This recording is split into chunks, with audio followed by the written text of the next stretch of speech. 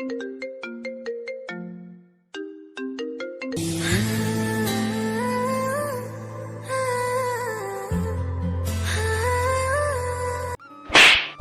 লোকের বাচ্চা, এত অপমানের পরও তুই আসছিস আমাকে প্রপোজ করতে? আসলে তো তোর মা বাপের ঠিক নেই, না হলে এত অপমানের পরও আমার সামনে আসিস। ঠাস করে 4টা দিলাম। তুই আমাকে বলস ভালো কথা, শেষ পর্যন্ত তুই আমার বাবা মাকে নিয়ে কথা বললি। যা, আজকে থেকে আর তোকে বিরক্ত করব না, তুই থাক তোর মতো। এই বলে চলে আসলাম বাসায়। আর বাসায় এসে কাউকে কোনো কিছু না বলে রুমে এসে পুরনো দিনের কথা ভাবতে লাগলাম। 2 বছর আগের ফ্ল্যাশব্যাক। এই আতিক, ওঠ। মা, আরেকটু ঘুমাই। এত সকালে ডাকছো কেন? কি এখন এত সকাল 11টা বাজে? আজকে না তোর এইচএসসি রেজাল্ট দিবে, তাড়াতাড়ি ওঠ। কি আগে উঠাবা না আমাকে? আসলে কালকে রেজাল্টে টেনশন করতে করতে দেরিতে ঘুমিয়েছিলাম, তো তাই এতক্ষণ ঘুমিয়েছি। আমি বুঝেছি তো, তাই তো তোকে এতক্ষণ ডাকি নেই। আচ্ছা এখন তাড়াতাড়ি ফ্রেশ হয়ে আয়। ওকে মা। তারপর ফ্রেশ হয়ে নাস্তা করে কলেজের জন্য বের হলাম। যেতে যেতে পরিচয়টা দিয়ে নেই। আমি কাব্য হাসান আতিক। আমার বাবা একজন বড় বিজনেসম্যান। আমি বাবা মায়ের 3 মাত্র সন্তান। বড় 2 ভাই আছে, বড়জন বিবাহিত। আর বাবা মাকে নিয়েই আমার পরিবার। আমি এবার এইচএসসি দিছি, আর আজকে রেজাল্ট দিবে। পরিচয় দিতে দিতে কলেজে চলে আসলাম। কলেজে আমার বন্ধুরা সিয়াম, সাকিব, হাবিব, দুর্জয় একসাথে বসলাম। সবার মুখে চিন্তার ছাপ রেজাল্ট নিয়ে। দোস্ত, রেজাল্ট ভালো হবে তো? ইনশাল্লাহ ভালো হবে। তাই যেন হয় ভাই। এই আজান দিতেছে। চল নামাজ পড়ে আসি, রেজাল্ট তো দিবে 2টায়। চল। তারপর সবাই মসজিদে গিয়ে নামাজ পড়ে কলেজে গেলাম রেজাল্ট আনতে। রেজাল্ট শুনে তো আমি খুশিতে লাফ দিলাম, কারণ আমি গোল্ডেন A+ পেয়েছি। আমার বন্ধুরাও সবাই ভালো রেজাল্ট করেছে, আর আমি বাবা মাকে ফোন করে সব জানিয়ে দিলাম। তারাও অনেক খুশি। তারপর আমি বাসায় চলে আসলাম। আমি বাসায় যেতেই বাবা মা আমাকে মিষ্টি খাইয়ে দিল, আর আমি পা ছুঁয়ে সালাম করলাম। তারপর বাবা বলল, অনেক বড় হ বাবা। তোমাদের দোয়া থাকলে আমি অনেক বড় কিছু করতে পারবো। আমাদের দোয়া সব সময় তোর সাথে থাকবে। আমাদের দোয়াও তোর সাথে আছে কিন্তু। ভাইয়া ভাবি, আমি জানি তো। আমার পক্ষ থেকে একটা সামান্য গিফট তোর রেজাল্টের জন্য। হাতে একটা চাবি নিয়ে ভাবি, আর ভাবি আমাকে ছোট ভাইয়ের মতো স্নেহ করে, তাই তুই করেই বলে, এটা কিসের চাবি? এটা একটা বাইকের চাবি। তোর ভাইয়ের আমাকে দেওয়া জমানোর টাকা দিয়ে এটা কিনেছি। এটার কি দরকার ছিল ভাবি? আপনার ভালোবাসাই তো আমার কাছে সব। তা আমি জানি রে ভাই, তবু আমার ভাই এত ভালো রেজাল্ট করবে আমি কিছু দিব না, তা তো হয় না। আর এটা আমি একা কিনিনি, তোর ভাইও টাকা দিয়েছে। আরে আরে, আমার ভাই কোথায়? আরে, তোমার আসতে এত দেরি হলো কেন? আর বলিস না, আমার সব বন্ধুদের ট্রিট দিয়ে আসতে হয়েছে তোর রেজাল্টের জন্য। ও আচ্ছা। তা এখন বল, তুই আমার কাছে কি চাস? আরে, আমার কিছু লাগবে না। না না, তা বললে তো হবে না, তোর কিছু নিতে হবে। বল কি চাস? যা চাইবো তা দিবে তো? আমি বলছি তো, দিব। তোর যা চাই বল। ওকে, আমার আর একটা ভাবি চাই। মা দেখো ও কি বলে। ও তো ঠিকই বলেছে, এখন বিয়েটা কর বাবা। ভাইয়া, এটা কিন্তু ঠিক না। তুমি বলছো আমি যা চাইবো তুমি তাই দেবে। ওকে মা, যাও, আমি বিয়ে করব। ওকে ঠিক আছে, তাহলে এখন বিয়ের ব্যবস্থা করতে হবে, দেখছি। তারপর বিয়ের ব্যবস্থা করা হলো। 15 দিন পর বিয়ের অনুষ্ঠানের সবকিছুর ব্যবস্থা করছে বড় ভাই ও আব্বু। আমিও মাঝে করে সাহায্য করি। তবে বিয়ের 7 দিন বাবা এসে বলল, বাবা, আমরা সবাই তো এখন ব্যস্ত আছি, তুই একটু তো চাচা চাচিকে নিয়ে আয় বাস স্ট্যান্ড থেকে। ওকে বাবা। আচ্ছা তাহলে তাড়াতাড়ি যা, তারা কাছাকাছি এসে পড়েছে। যাচ্ছি। তারপর আমি গাড়ি নিয়ে চলে গেলাম বাস স্টেশনে। গিয়ে বাস এখনো আসে নাই, তাই কতক্ষণ বসে অপেক্ষা করে একটা দোকানে গিয়ে একটা স্প্রিট কিনে খেয়ে বোতলটাকে দিলাম। পা দিয়ে একটা লাথি, বোতলটা গিয়ে পড়লো একটা মেয়ের গায়ে। মেয়েটির তাকিয়ে তো আমি অবাক, কারণ মেয়েটা মানুষ নাকি সবুজ ড্রেস পরা এক পরি, টানা টানা চোখ, তার উপর কাজল, সবুজ রঙের একটা হিজাব। আমি তো ক্রাশ খেলাম, তাই মেয়েটার দিকে একভাবে তাকিয়ে আছি। কিছুক্ষণ পর মেয়েটি আমার সামনে এসে ঠাস আমাকে একটা দিয়ে দিল। তারপর বলতে শুরু করলো, তুই আমার গায়ে বোতল মারলি কেন? সরি, আসলে আমি আপনাকে দেখতে পাই নাই। চুপ, তোর মতো বখাটে ছেলেদের কাজই তো এসব। আরে আপনি ভুল ভাবছেন। আমি এখন একজনকে খুঁজতে এসেছি, না হলে তোর খবর ছিল। যত সব ফালতু বলা। মেয়েটি এই বলেই হাঁটতে লাগলো। আরে আরে, কিছু না শুনেই চলে গেল। কি আজব মেয়ে রে বাবা, দেখতে সুন্দর কিন্তু রাগী আর অহংকারী। আমি বলতে বলতে বাস কাউন্টারের দিকে যেতে লাগলাম। গিয়ে দেখি কাকা কাকি দাঁড়িয়ে আছে। আমি গিয়ে তাদের পায়ে সালাম করলাম। তারা দুজনেই বলল, বেঁচে থাকো বাবা, আমাদের দোয়া সব সময় তোর সাথে থাকবে। চাচ্চু। মাওয়া তোকে খুঁজতে গেছে, ও তো এখনো আসছে না। এই মামা আবার কে? কে আবার? আমাদের মেয়ে। ওই তো মেয়েটা এসে গেছে। কোথায়? পিছনে ঘুরে তো আমি অবাক, কারণ মেয়েটি হলো একটু আগে যে মেয়েটার সাথে কথা কাটাকাটি হলো সে। তাহলে কি আমার ক্রাশই হলো আমার চাচাতো বোন মামা? যাক, ভালোই হলো। মনে মনে এসব ভাবছি, তখনই মামা বলল, ওই, তুই এখানে কেন? বখাটে ছেলে কোথাকার, এখন আবার আমার পিছু নিয়েছিস? আরে আপনি? কি যাতা বলছিস? তুই কি চিনিস ওকে? একটু আগেও ও আমার সাথে ঝগড়া করেছে। যাক বাবা, ঝগড়া করলো সে, দোষ দিল আমার? কি বলছিস এসব? ও এরকম করতেই পারে না, তোর মনে হয় ভুল হচ্ছে। কি? আমি বলছি তোমাদের তাও বিশ্বাস হয় না? ও কে যে ওর জন্য তোমরা আমাকে বিশ্বাস করছো না? কারণ ও হচ্ছে তোর চাচাতো ভাই আতিক। আচ্ছা বাবা, তুই বল তো কি হয়েছিল একটু আগে? আসলে কাকি, তারপর কাকিকে সব খুলে বললাম। দেখছিস, বলিস না কিছু, মিস্টেক হয়েছে। হো আচ্ছা। ওকে এখন চল তাহলে আতিক বাসায় যাই। তারপর গাড়ি নিয়ে বাসায় চলে আসলাম। বাসায় এসে ফ্রেশ হয়ে লাঞ্চ করে বাসার বাইরে আসলাম। ফ্রেন্ডদেরও আসতে বললাম, কারণ বাসায় এত মানুষের মাঝে ভালো লাগছিল না। সবাই চলে আসলো আমাদের ক্লাবে, যেখানে সবাই আড্ডা দেই। তারপর সবাই সেখানে আড্ডা দিতেছি, কিন্তু আমার আড্ডায় মন বসছে না। শুধু মামার মুখটা ভেসে উঠছে। আর ভাবছি, কি করে মানুষ এত সুন্দর হতে পারে? ওকে তো আমার প্রথম দেখায় ভালো লেগেছিল, এখন কি তাহলে ভালোবেসে ফেলেছি? না, এ হয় না। সে তো আমার 1 বছরের সিনিয়র। ও, আপনাদের তো বলাই হয়নি, মামা এবার অনার্স 2য় বর্ষে উঠেছে, আর আমি উঠব। এগুলো ভাবছি, তখনই সিয়াম একটা ধাক্কা দিল। ও হ্যাঁ, কি বল, কিছু বলবি? কোন জগতে আসস তুই? কেন এই জগতে? সত্যি করে বল, কি ভাবছিলি আর মিটিমিটি হাসছিলি? কি হয়েছে বল তো? আমার মনে হয় শালাই কারো প্রেমে পড়েছে। না মানে, আসলে হাবিব, তুমি ভুলে যেও না, আমি তোমার শালা না, তুমি আমার শালা, কারণ তোমার বড় বোন আছে। শালা, এখন যতই কথা ঘুরানোর চেষ্টা করো কোনো কাজ হবে না। সত্যিটা বল এখন। তাহলে শোনো, আমার একজনকে ভালো লেগেছে। কাকে? আমার চাচাতো বোন মামা, কিন্তু সমস্যা হলো আমার 1 বছরের সিনিয়র। আরে ভাই, এটা কোনো কথা হলো? সিনিয়র হয়েছে তাতে কি, তাই বলে প্রেম করা যাবে না? যাবে, কিন্তু তবুও ভয় করে। তোর মতো ফাজিল যদি বলে ভয় লাগে, তাহলে আমরা করব কি? তা দেখতে কেমন আমাদের ভাবি? দেখতে পরীর মতো, কিন্তু অনেক অহংকারী ও রাগী। ওদের সাথে এভাবে আড্ডা দিতে দিতে 5টা বেজে গেল। সেই সময় ভাইয়ার ফোন। একবার তাকিয়ে রিসিভ করলাম। কোথায় তুমি? এই তো বন্ধুদের সাথে আড্ডা দিচ্ছি। এখন একটু বাসায় আসো তো। কেন, কোনো সমস্যা ভাইয়া? না, এই একটু মার্কেটে যাবা, মাওয়ার কি কি যেন কেনা লাগবে। ও আচ্ছা, আসছি বলেই ফোন কাটলাম। কি হলো, কোথায় যাবি? এই একটু তোদের ভাবিকে নিয়ে মার্কেটে যাব। কেন? তার কি যেন কেনা লাগবে। ও যা, তাহলে দেখ, পাঠানোর চেষ্টা করিস। আচ্ছা বলেই বাইক নিয়ে বাসায় চলে আসলাম। বাসায় এসে দেখি মামা আপু বসে আছে। আমি গিয়ে বললাম, চলো আপু। দাঁড়া, তোকে কিছু বলে নেই আগে। বলো। ওর সাথে কোনো ফাইজলামি করবি না। মা, আমি কি কখনো কারোর সাথে ফাইজলামো করেছি? না, তুমি তো ফাইজলামি করো না, শুধু সবাইকে জ্বালিয়ে মারো। মা।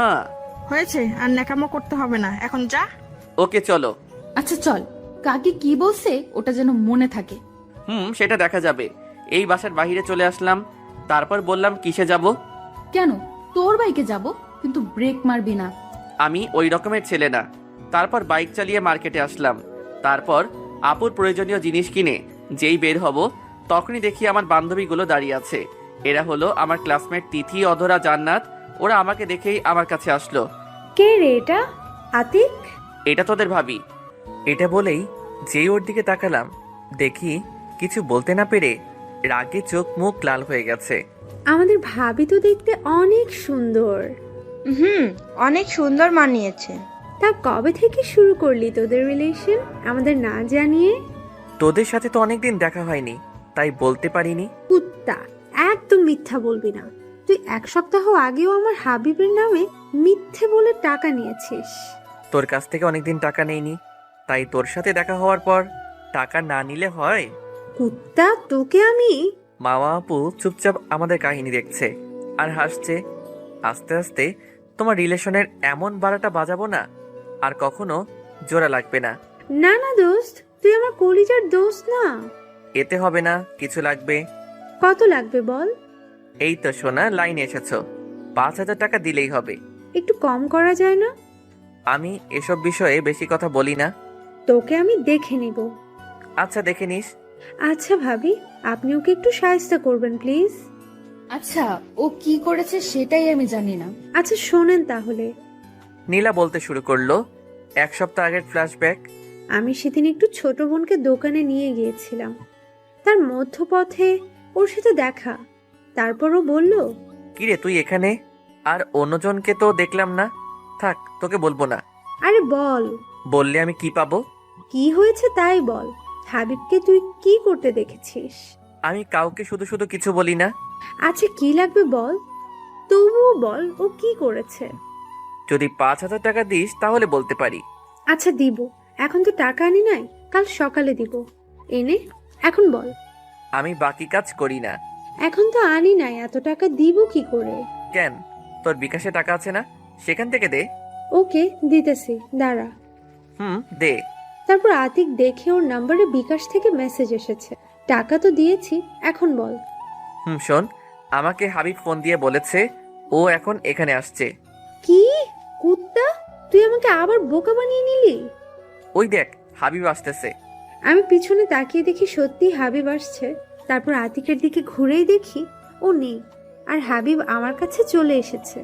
কি হয়েছে তোমার, এভাবে দাঁড়িয়ে আছো কেন? আরে বলো না আতিক, আমাকেও আজকে বোকা বানিয়ে টাকা নিল। কেন, কি হয়েছে? তারপর ওকে সব খুলে বললাম। পারেও বটে।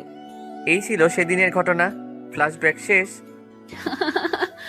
ও তোমাকে এত বোকা বানিয়েছে? ও শুধু আমার থেকে নয়, ওদের সবার থেকেই নিয়েছে। আমাদের কাছ থেকেও নিয়েছে। কুত্তিগুলা। ওই তুই চুপ থাক।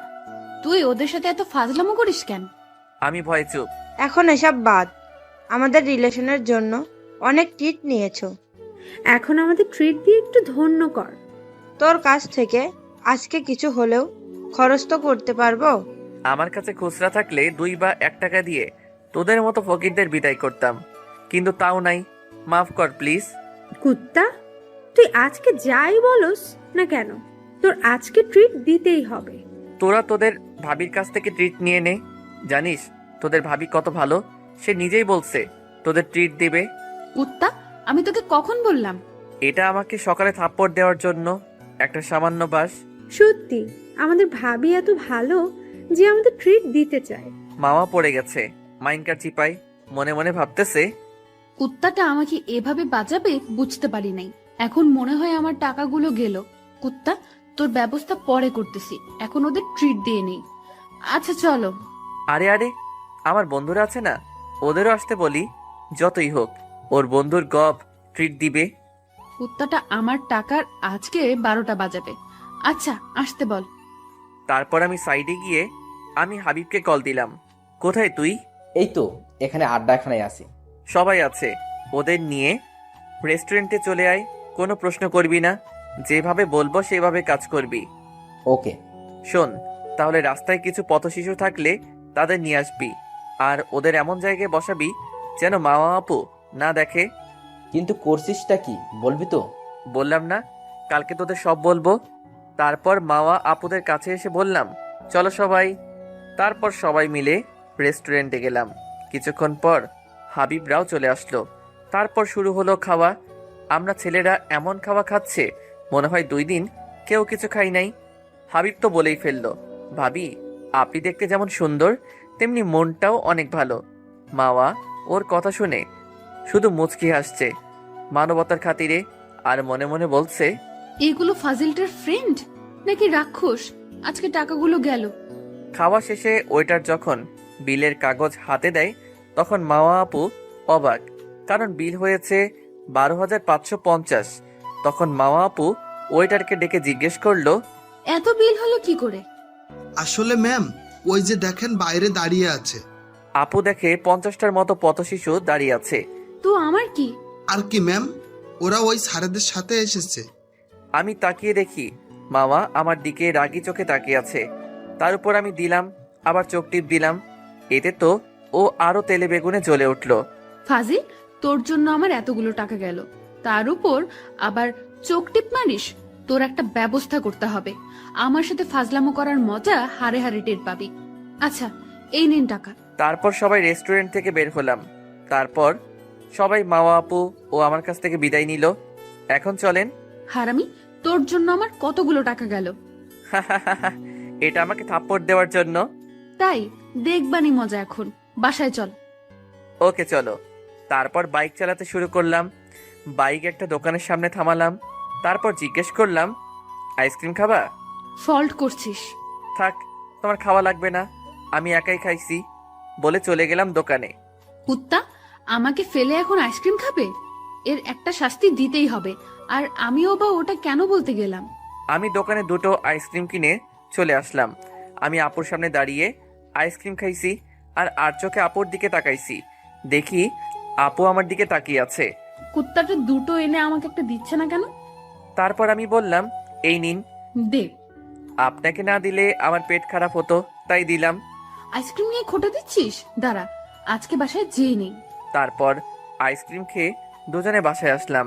আমি রুমে ফ্রেশ হয়ে ফেসবুকিং করছি। এমন সময় মামা আপু এলো। এ কি, তুমি আমার রুমে? তোর বান্ধবীদের সামনে কি যেন পরিচয় করিয়ে দিলি? ওটা তো আমি এমনি বলছিলাম। হারামি, তোর ফাজলামো ছুটাচ্ছি, দাঁড়া। বলেই দিল একটা বাড়ি। আরে ব্যথা পাচ্ছি তো। কুত্তা, তোর জন্য আমার এতগুলো টাকা গেল, আবার আইসক্রিম নিয়ে খোটা দিচ্ছিস? এই বলে এলো পাতারি মারতে শুরু করলো। আমাকে এমনভাবে মারছে পুরো শরীর ব্যথা করছে। অনেকক্ষণ মারার পর থামলো। আর কখনো আমার সাথে ফাজলামি করতে আসলে আবার এমন মারা মারবো। এই বলে চলে গেল। হু, বাল মারবা? বড় বলে কিছু বললাম না। যতই হোক তুমি আমার ক্রাশ, আর আমার ফাইজলামও তুমি আটকাতে পারবে না। আমাকে মারার শাস্তি তোমাকে ফাইজলামও করেই দেব। আমি রুমে বসে একা একা। তারপর বন্ধু হাবিবকে কল দিলাম। হ্যালো, বল। দোস্ত, কাউকে লাঠি দিয়ে পিটালে তার শরীরে যে ব্যথা হয় তার ওষুধ নিয়ে বাসায় আয়। কেন, তোকে আবার কে মারছে? তুই বাসায় আয়, তোকে সব বলছি। আর হ্যাঁ, ওষুধ যেন কেউ না দেখে। আচ্ছা, আসছি। আয় বলেই টুট টুট ফোন কাটলাম। তারপর হাবিব বাসায় আসলো ওষুধ নিয়ে। আমি খেয়ে নিলাম। তারপর এখন বল কি হয়েছিল। হাবিবকে সব খুলে বললাম। শালা, তুই আজকে ভাবের হাতে মার খেলি? রে, তোদের ভাবি অনেক রাগী। ভাই, আমার নীলা যেন এমন না হয়। শালা, যে বেশি রাগী হয় ভালোবাসতেও সে বেশি জানে। তা ঠিক। এর মধ্যে ভাবি আমাদের ডিনারের জন্য ডাকলো। আমরা না করে দিলাম। কারণটা তো আপনারা জানেনই, আপু ট্রিট দিছিল আর হাবিবকে আজ বাসায় যেতে দেয়নি। তাই দুজনে গল্প করতে ঘুমিয়ে গেলাম। সকালে ঘুম থেকে উঠে দেখি শরীরে কোনো প্রকার ব্যথা নেই। তারপর আমি হাবিব দুজনে ফ্রেশ হয়ে নাস্তা করে রুমে এসে ভাবতে লাগলাম কিভাবে মাওয়া আপুকে জ্বালানো যায়। তারপর মাওয়া আপু রুমে গেলাম। কি করো তুমি? আই শোন, আমি তোর বড়, সো আমাকে আপনি করে বলবি। পারবো না, আমি তোমাকে বিয়ে করব। বউকে কি কেউ আপনি করে বলে? দাঁড়া, ছুটাচ্ছি তোর বিয়ে করা। এত কাছে এসো না আপু, কিছু একটা করে ফেলবো। কি করবি তুই আমাকে? দেখবে কি করতে পারি। এই বলেই চুল ধরে কাছে টেনে এনে দিলাম। 4 ঠোঁট এক করে দিলাম। 30 সেকেন্ডের মতো, বেশি রাখতে পারিনি। মামা জোর করে ছাড়িয়ে। কুত্তা, তোর এত বড় সাহস, তুই আমাকে কিস করলি? দাঁড়া, আজকে তোর খবর আছে। এই বলে মামা ঝাড়ু হাতে নিল। যেই আমার কাছে এসে মারতে যাবে তখনই আমি, আরে কাকি, এটা বলার পরই ভয়ে মামা ঝাড়ু ফেলে পিছনে তাকায়। আর আমি এই সুযোগে তার গালে একটা কিস করে দিলাম। দৌড়। কুত্তা, তুই আমাকে আবার কিস করলি? এই বলে আমার পিছনে ছুটলো। আমি কি কাকির পিছনে দৌড়ালাম। কি হয়েছে আমার ছেলেটার? কাকি, দেখো না, তোমার মেয়ে আমাকে মারছে। কেন, কি হয়েছে? তুই ওকে মারছিস কেন? মা, তুমি জানো না ও কি করেছে। কি করেছো তাই বল। আমি বলছি আমি কি করেছি। আমি দুইটা আমাকে বলতে না দিয়ে মুখ চেপে ধরেছে মামা। থাক, বলতেও হবে না। ও কিছু করে নাই। তোদের মধ্যে কি তা আমি বুঝি না বাপু, শুধু এতটুকুই জেনে রাখ, আমার ছেলের গায়ে হাত পড়লে তোর হাত কেটে ফেলবো। মা তুমি বলো তো, তুমি আমার মা নাকি এই কুত্তাটার? কাকি দেখো, তোমার সামনে আমাকে কুত্তা বলছে। আদুরি গলায় আমি বলে আপুর দিকে তাকিয়ে চোখ মারলাম। এটা দেখে আপু তেলে বেগুনে জ্বলে উঠলো। শুধু কাকির সামনে রেখে কিছু বলতে পারছে না। ঠাটিয়ে একটা চর মারলে ওকে আমার সামনে বেয়াদবি করার শখ মিটে যাবে। মা যদি শুনি তুই আতিককে কিছু বলছিস, তোর খবর আছে। মাওয়া একেবারে ভয়ে চুপসে গেছে। আর অন্যদিকে ঘরে ঢুকতে ঢুকতে বলল, ছোট ওকে নিয়ে বেশি লাপাস না, একদম মাথায় উঠে যাবে। কাকি, এটা মা বোঝে না। ওই ফাজিল, একদম নাকামো করবি না, তুই কি রকম তা আমি জানি। মামা মায়ের কথা শুনে মিটিমিটি হাসছে। বড় আম্মু একেবারে ঠিক কথা বলেছে। ওই তোকে চুপ থাকতে বলছি না।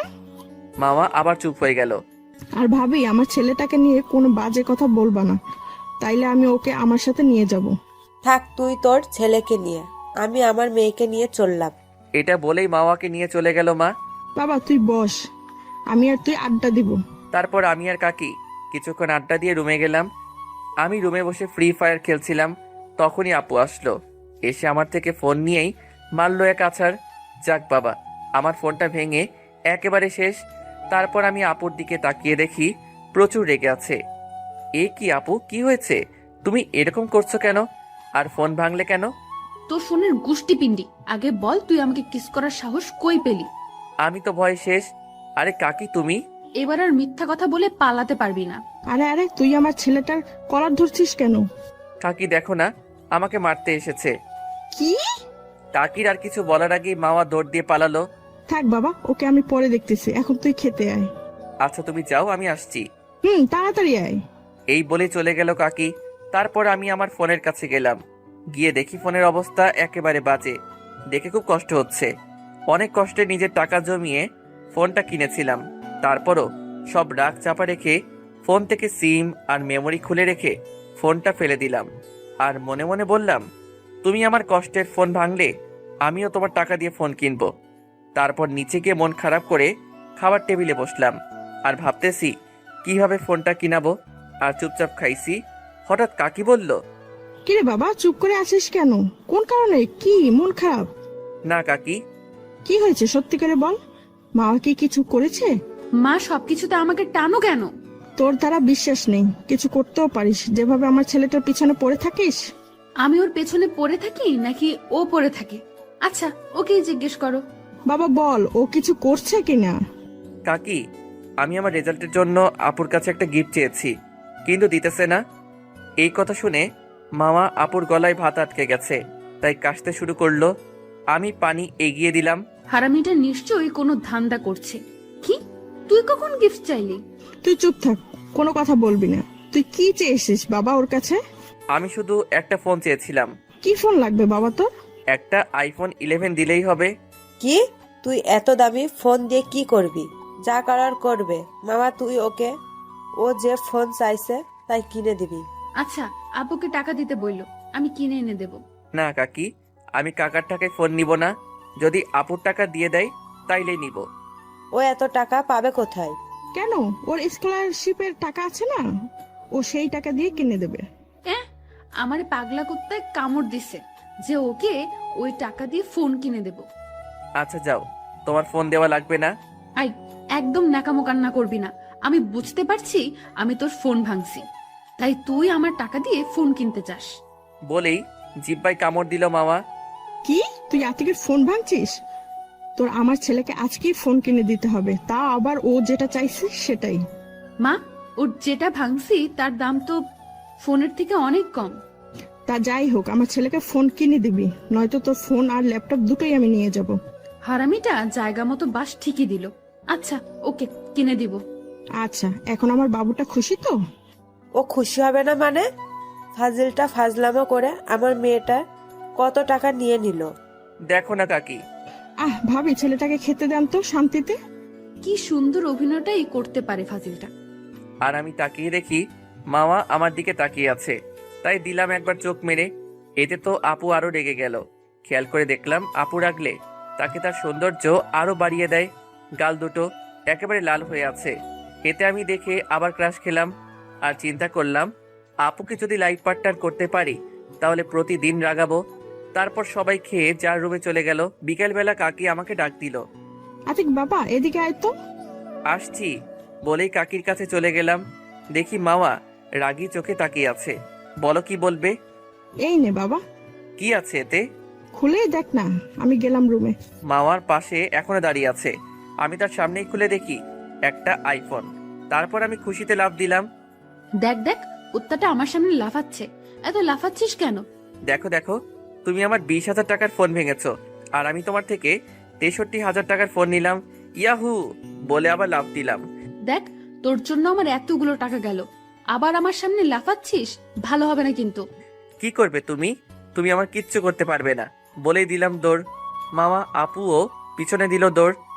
আমি রুমে গিয়েই দরজা আটকে দিলাম। কি রে, দরজা আটকালি কেন? তোর তো অনেক সাহস, দরজা খোল। না না, আমি তোমাকে ভয় পাই না। দরজার কাছে একটা রাক্ষসী পেতনি আছে, তাকে ভয় পাই। তুই আমাকে রাক্ষসী পেতনি বললি?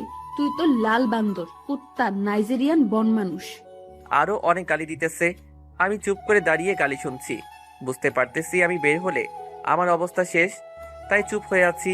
আর অন্যদিকে মাওয়া দেখে এত গালি দেওয়ার পরেও আমি বের হচ্ছি না, তখন নিজের মাথার চুল ছিঁড়তে চলে গেল। আমি কতক্ষণ পর দেখি কোনো শব্দ হচ্ছে না, তাই বুঝলাম মামা চলে গেছে। তাই ফোন চার্জে লাগিয়ে দিয়ে একটা গল্পের বই পড়তে লাগলাম। এভাবে আমার ফাজলামো করতে করতে গেল 3 দিন। আজ ভাইয়ার গায়ে হলুদ, তাই বাসা সাজানো হয়েছে, অনেক আত্মীয় স্বজনও এসেছে। সকালবেলা আমি ঘুমাচ্ছিলাম, তখন ভাবি আসলো। কি দেবর মশাই, এখনো ঘুমাচ্ছিস? এখন ওঠ। ভাবি একটু ঘুমাতে দিন। এখন ওঠ না ভাই, অনেক কাজ আছে। ওহ, আপনার জ্বালায় একটু শান্তিতে ঘুমাতেও পারবো না। এই নে, এটা দিয়ে কি করব? এটা গায়ে হলুদে পরবি, আর এটা বিয়েতে পরবি। আর একটা নীল রঙের পাঞ্জাবি নিয়ে ভাবি ভাবি এগুলো পরে কি করব? এগুলো পরতে হবে, ব্যাস, আর কোনো কথা হবে না। আচ্ছা ভাবি। এগুলো পরলে একটু সাবধানে থাকিস, কারণ আমার দেবরকে এগুলো পরা অবস্থায় দেখলে মেয়েরা টাঙ্কে মারতে চাইবে। আমার তো মামা হলেই হয়, মনে মনে বললাম। আচ্ছা ভাবি। ওকে, এখন ফ্রেশ হয়ে নিচে আয়। বলেই চলে গেল ভাবি। তারপর নিচে গিয়ে নাস্তা করে মাওয়াকে খুঁজতে লাগলাম। পেয়েও গেলাম। দেখি মাওয়া আমার কাজিনদের সাথে আড্ডা দিচ্ছে, তাই আমি ওদের কাছে গেলাম। কি মিস ময়দা সুন্দরীরা কি করছে? কি বললি তুই? আমরা ময়দা সুন্দরী? তো কি, যেভাবে ময়দা দিয়েছেন, এতে একটা ময়দার দোকান দিলে ময়দার ব্যবসায়ী 1 বছরে কোটিপতি হয়ে যাবে। তুই এখান থেকে যাবি নাকি তোর নাক ফাটাবো? সব সময় এত ভেজাল থাকেন কেন? কি আমি ভেজাল? দাঁড়া, আজকে তোর একদিন কি আমার যে কয়দিন লাগে। এই বলেই রুমের ঝাড়ুটা হাতে নিল মাওয়া। আরে আরে করছো কি? আমি তো মজা করেছিলাম। দাঁড়া, ছুটাচ্ছি তোর মজা। আমাদের কাহিনী দেখে কাজিনরা হাসছে। না, দেখি পরিস্থিতি গরম, তাই আমি দিলাম দৌড়। মামা এসে আমাকে ধরতে না পেরে। আরে দৌড়াচ্ছিস কেন? আয়, মজা করবি না? এক দৌড়ে নিচে চলে আসলাম। সবাইকে কাজে সাহায্য করতে লাগলাম। অন্যদিকে উপরে আপু, ও এত ফাজলামো করে কেমনে? জানি না রে, আমাকে তো একেবারে জ্বালিয়ে মারে। আপু, তোমার কাছ থেকে কোনো টাকা নেয়নি ফাঁদে ফেলে? আর বলিস না, কুত্তাটা আমার অনেক টাকা নিয়েছে। তাই নাকি? ও তাহলে তোমাকেও ছাড়ে নাই? না, কেন? ও কি তোমাদের থেকেও টাকা নিয়েছে? শুধু আমাদের না, আমাদের বয়ফ্রেন্ডের কাছে থেকে টাকা নিয়েছে। হ্যাঁ, বলো কি? তোমাদের বয়ফ্রেন্ডদেরও ছাড়ে নাই? শুধু তাই না, তাদের বাস দিয়ে টাকা এনেছে। কি? কিভাবে? সে অনেক বড় কাহিনী। বলো শুনি। আচ্ছা তাহলে শোনো। শান্তা বলতে শুরু করলো। সেদিন আমি আর রিমি ঢাকায় এসেছি ঘুরতে, সাথে আমাদের বয়ফ্রেন্ডও আছে। আতি কিভাবে যেন তা দেখে ফেলেছে, তখনও মনে মনে বলল, তোরা আমাকে না জানিয়ে এখানে এসে ঘুরে বেড়াচ্ছিস? দাঁড়া, তোদের মজা দেখাচ্ছি। আমরা পাকে বসি ছিলাম, তখন আমি আর রিমি আইসক্রিম খাওয়ার জন্য বায়না করি। তারপর আমার আর ওর বয়ফ্রেন্ড আইসক্রিম কিনতে দোকানে যায়। ও তখনই তাদের কাছে যায়। হাই ভাইয়া। হ্যালো, কে আপনি? আমি আতিক, শান্তা ও রিমির খালাতো ভাই। আরে তাই নাকি? তুমি রিমির ভাই? ভাই। তা কেমন আছো ভাইয়া? আমি ভালো আছি, কিন্তু আপনারা মনে হয় ভালো থাকবেন না। কেন কেন? আপনারা কি দুজনের সম্পর্কে জেনে শুনে ওদের সাথে রিলেশনে গিয়েছেন? কেন, ওদের কি কোনো সমস্যা? অনেক সমস্যা। কোনটা রেখে কোনটা বলবো? তুমি সবগুলো আস্তে আস্তে বলো। আমি আবার কাউকে শুধু শুধু উপকার করি না। কি লাগবে তোমার বলো। কিছু চাই না, দুজনে মাত্র 10,000 টাকা দিলেই হবে। কি 10,000? তাও আবার মাত্র? কিছু কমানো যায় না ভাই? না, হবে না ভাই, যদি জানতে চান তাহলে দিন। ওকে, নাও। আচ্ছা, এখন তো ওরা আপনাদের জন্য অপেক্ষা করছে, তাহলে আপনারা যান। আমি এটা আপনাদের যাওয়ার আগে আগে বলবো নি। ওকে, তাহলে তুমিও এইদিকে আসো আমাদের সাথে। ভাইয়া, আপনারা যান, আমার বন্ধুরাও এই জায়গায় এসেছে, আমি ওদের নিয়ে আসতেছি। তারপর কুত্তাটা আমার আর রিমির দুজনের বয়ফ্রেন্ডের সাথে কাপল পিক তুলে আমাদের কাছে আসলো। ও আর ওর বন্ধুরা এসে বসে আমাদের দুজনের ফোনে দুটো মেসেজ। আমাদের না জানিয়ে এখানে এসে ঘুরোস বয়ফ্রেন্ড নিয়ে, এখন আমাদের ট্রিট দে, না হলে কিন্তু পিকগুলো খালা খালুর কাছে পৌঁছে যাবে। তারপর শান্তা মেসেজ দিল, রিমি, তুই কি কিছু পেয়েছিস? কেন, তোর কাছেও মেসেজ গেছে? তাহলে এখন কি করবি? কি আর করার, হারামিটা এখন আমাদের টাকার 12টা বাজাবে। তাই তো দেখছি। তারপর আতিক আমাদের কাছে আসলো। কিরে, তোরা কেমন আছিস? হারামিটা বাস দিতে চাইছে, এখন আবার নাদান সাজছে। ভালো, তুই কেমন আছিস? আচ্ছা, তাহলে এখনই চল রেস্টুরেন্টে ওদের নিয়ে। আমার ভাইটাকে ট্রিট হবে না? এত আদর করতেছে, ফাঁদে না পড়লে এখন লাথি দিতি। আরে আমার ট্রিট লাগবে না, তোরা এনজয় কর। হারামি আর কত নাটক করবি? আরে না, তুই আমার গুলুগুলু ভাই, তোর সাথে দেখা হয়েছে, ট্রিট না দিয়ে পারি? আয়, ওদের সাথে পরিচয় করিয়ে দেয়। থাক, লাগবে না, আমি তাদের সাথে পরিচিত হয়েছি, ঠিক না ভাইয়ারা? আমরা পরিচিত হয়েছি। আচ্ছা, তাহলে চল এখন। ট্রিট নিতে পারি যদি তোদের টাকায় দিস। একেবারে মনের কথা বলছো ভাই। আরে তা কি করে হয়? সরি ভাইয়া, আমি ওদের থেকে ট্রিট নিব। আরে ভাই, এটাতেই ঠিকঠাক, তা কি করে হয় বলো? সরি ভাইয়া, তাহলে আমরা খাবো না। হারামি, তুই আমাদের টাকাই খরচ করাবি, তোকে সময় মতো পেয়ে নেই। আরে ভাই চল, আমরাই খাওয়াবো। ভাই চল। তারপর ও আর ওর 10 জন সহ আমরা রেস্টুরেন্টে গেলাম। তারপর ও আর ওর বন্ধুরা সবাই যে যার মতো অনেক খাবার অর্ডার করে খায়। এমন ভাবে খাবারগুলো খাচ্ছিল মনে হয় 7 দিন কিছু খাই নাই। যাই হোক, খেয়ে বের হলো সবাই। আমার হাতে বিলের কাগজ দেওয়া হয়, তা দেখে আমি অবাক, কারণ বিল 11,050। পাশে তাকিয়ে দেখি ওর বন্ধুদের হাতে এক একটা প্যাকেট। তারপর আমি বলি, এগুলো কি? আরে খাইছি তো, শুধু একজনের ট্রিট আরেকজনেরটা হাতে নিয়ে নিলাম। ওরে কুত্তা, বলে আমি ওয়েটারকে বিল দিলাম। আচ্ছা যাই হোক, এখন ভাইয়েরা শোনো, ওদের কোনো সমস্যা নেই, আমি ফাইজলামো করে আপনাদের থেকে টাকা নিলাম। মানে কি হয়েছিল? ও তোমাদের থেকেও টাকা নিয়েছে? কি হয়েছিল সব খুলে বলো তো। তাহলে শোনো। তারপর ওরা আইসক্রিমের দোকান থেকে টাকা নেওয়া পর্যন্ত খুলে বলল। কি, ও তোমাদের এতটা বোকা বানিয়েছে? আতিক্কা, পাশে তাকিয়ে দেখি ও নেই। ও তোমাদের সাথে আমাদেরও বোকা বানিয়ে টাকা খরচ করিয়ে গেল। এই ছিল আমাদের বেম্বো দেওয়ার গল্প। ও তাহলে তোমাদের এইভাবে বোকা বানিয়েছে? কি করব বলো, শয়তানটার বুদ্ধির সাথে পেরে উঠি না। ফাজিলটাকে কিছু করতে গেলে উল্টো আমাদের কিছু না কিছু করে দেয়। এখন চলো লাঞ্চ করে যে যার রুমে গিয়ে রেডি হই। আচ্ছা। আর অন্যদিকে আমি অনেক কাজ করে ক্লান্ত হয়ে রুমে গেলাম। তারপর ফ্রেশ হয়ে লাঞ্চ করে দিলাম ঘুম থেকে রেডি হয়ে হলুদ পাঞ্জাবি পরে বের হলাম। বের হয়ে দেখি হলুদের স্টেজ সাজানো শেষ হয়েছে। সিঁড়ির দিকে তাকিয়ে তো আমি অবাক, কারণ সিঁড়ি দিয়ে মামা আপু একটা হলুদ শাড়ি পরে নামছিল, যাতে হলদে পরীর মতো লাগছিল। আমি তো এক ধ্যানে তাকিয়ে আছি, তখন আপু আমার সামনে এসে হাতে তুড়ি বাজিয়ে, কি রে, এভাবে ভ্যাবলা কান্তের মতো তাকিয়ে কি দেখিস? তোমাকে দেখি। কি, তুই আমাকে দেখিস? এইভাবে বেহায়ার মতো একটা মেয়েকে দেখিস, কোনো লজ্জা করে না? আরে আমি কি বলছি, আপনার সৌন্দর্য দেখি মিস ময়দাবতী। এই কথা শুনে তো মামা রেগে আগুন। কি বললি তুই, আমি মায়াবতী? তা নয় তো কি, যেভাবে ময়দা দিয়েছেন এতে 1 বস্তা ময়দা মনে হয় আপনার মুখেই আছে। কি বললি তুই? দাঁড়া, আজকে তোর একদিন কি আমার যে কয়দিন লাগে। বলেই আমাকে ধরবে, আমাকে আর পায় কে? ওখান থেকে পালালাম। কিরে পালাচ্ছিস কেন? দাঁড়া। না শুনেই চলে আসলাম। তারপর আমি আমার ক্যামেরা নিয়ে রুম থেকে বের হলাম। সবাই আমার কাছে ছবি তুলতে চাইলেও আমি তুলিনি, কারণ ক্যামেরাম্যান আনা হয়েছে। আমি সুযোগ পেলেই শুধু মাওয়া আপুর ছবি তুলছি। যা, তার চোখে ধরা পড়ে গেলাম আমি। তারপর আমার কাছে আসলো। তুই আমার ছবি তুললি কেন? কই না তো। তোতলাচ্ছিস কেন? তুই আমার নিশ্চয়ই কোনো ছবি তুলেছিস। কই তোতলাচ্ছি? আমি তোমার কোনো ছবি তুলিনি। বললেই হলো। দেখি তো ক্যামেরাটা, দে তো। কি করবা এটা? আমি বলছি তো ছবি তুলি নাই। আরে তুই আগে ক্যামেরা দে তো। এই বলেই জোর করে ক্যামেরাটা নিয়ে নিল মামা। ক্যামেরা নিয়ে সে তো অবাক, কারণ সে দেখে পুরো ক্যামেরা জুড়ে তার ছবি 85%। তারপর আমার দিকে রাগী লুক নিয়ে তাকালো।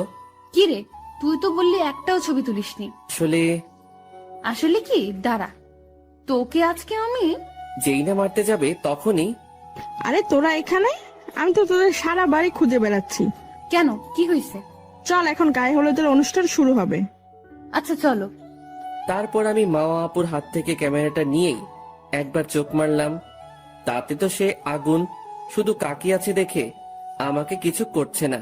কাকি না থাকলে আমার 12টা বাজিয়ে ছাড়তো। তারপর গায়ে হলুদের অনুষ্ঠান শুরু হলো।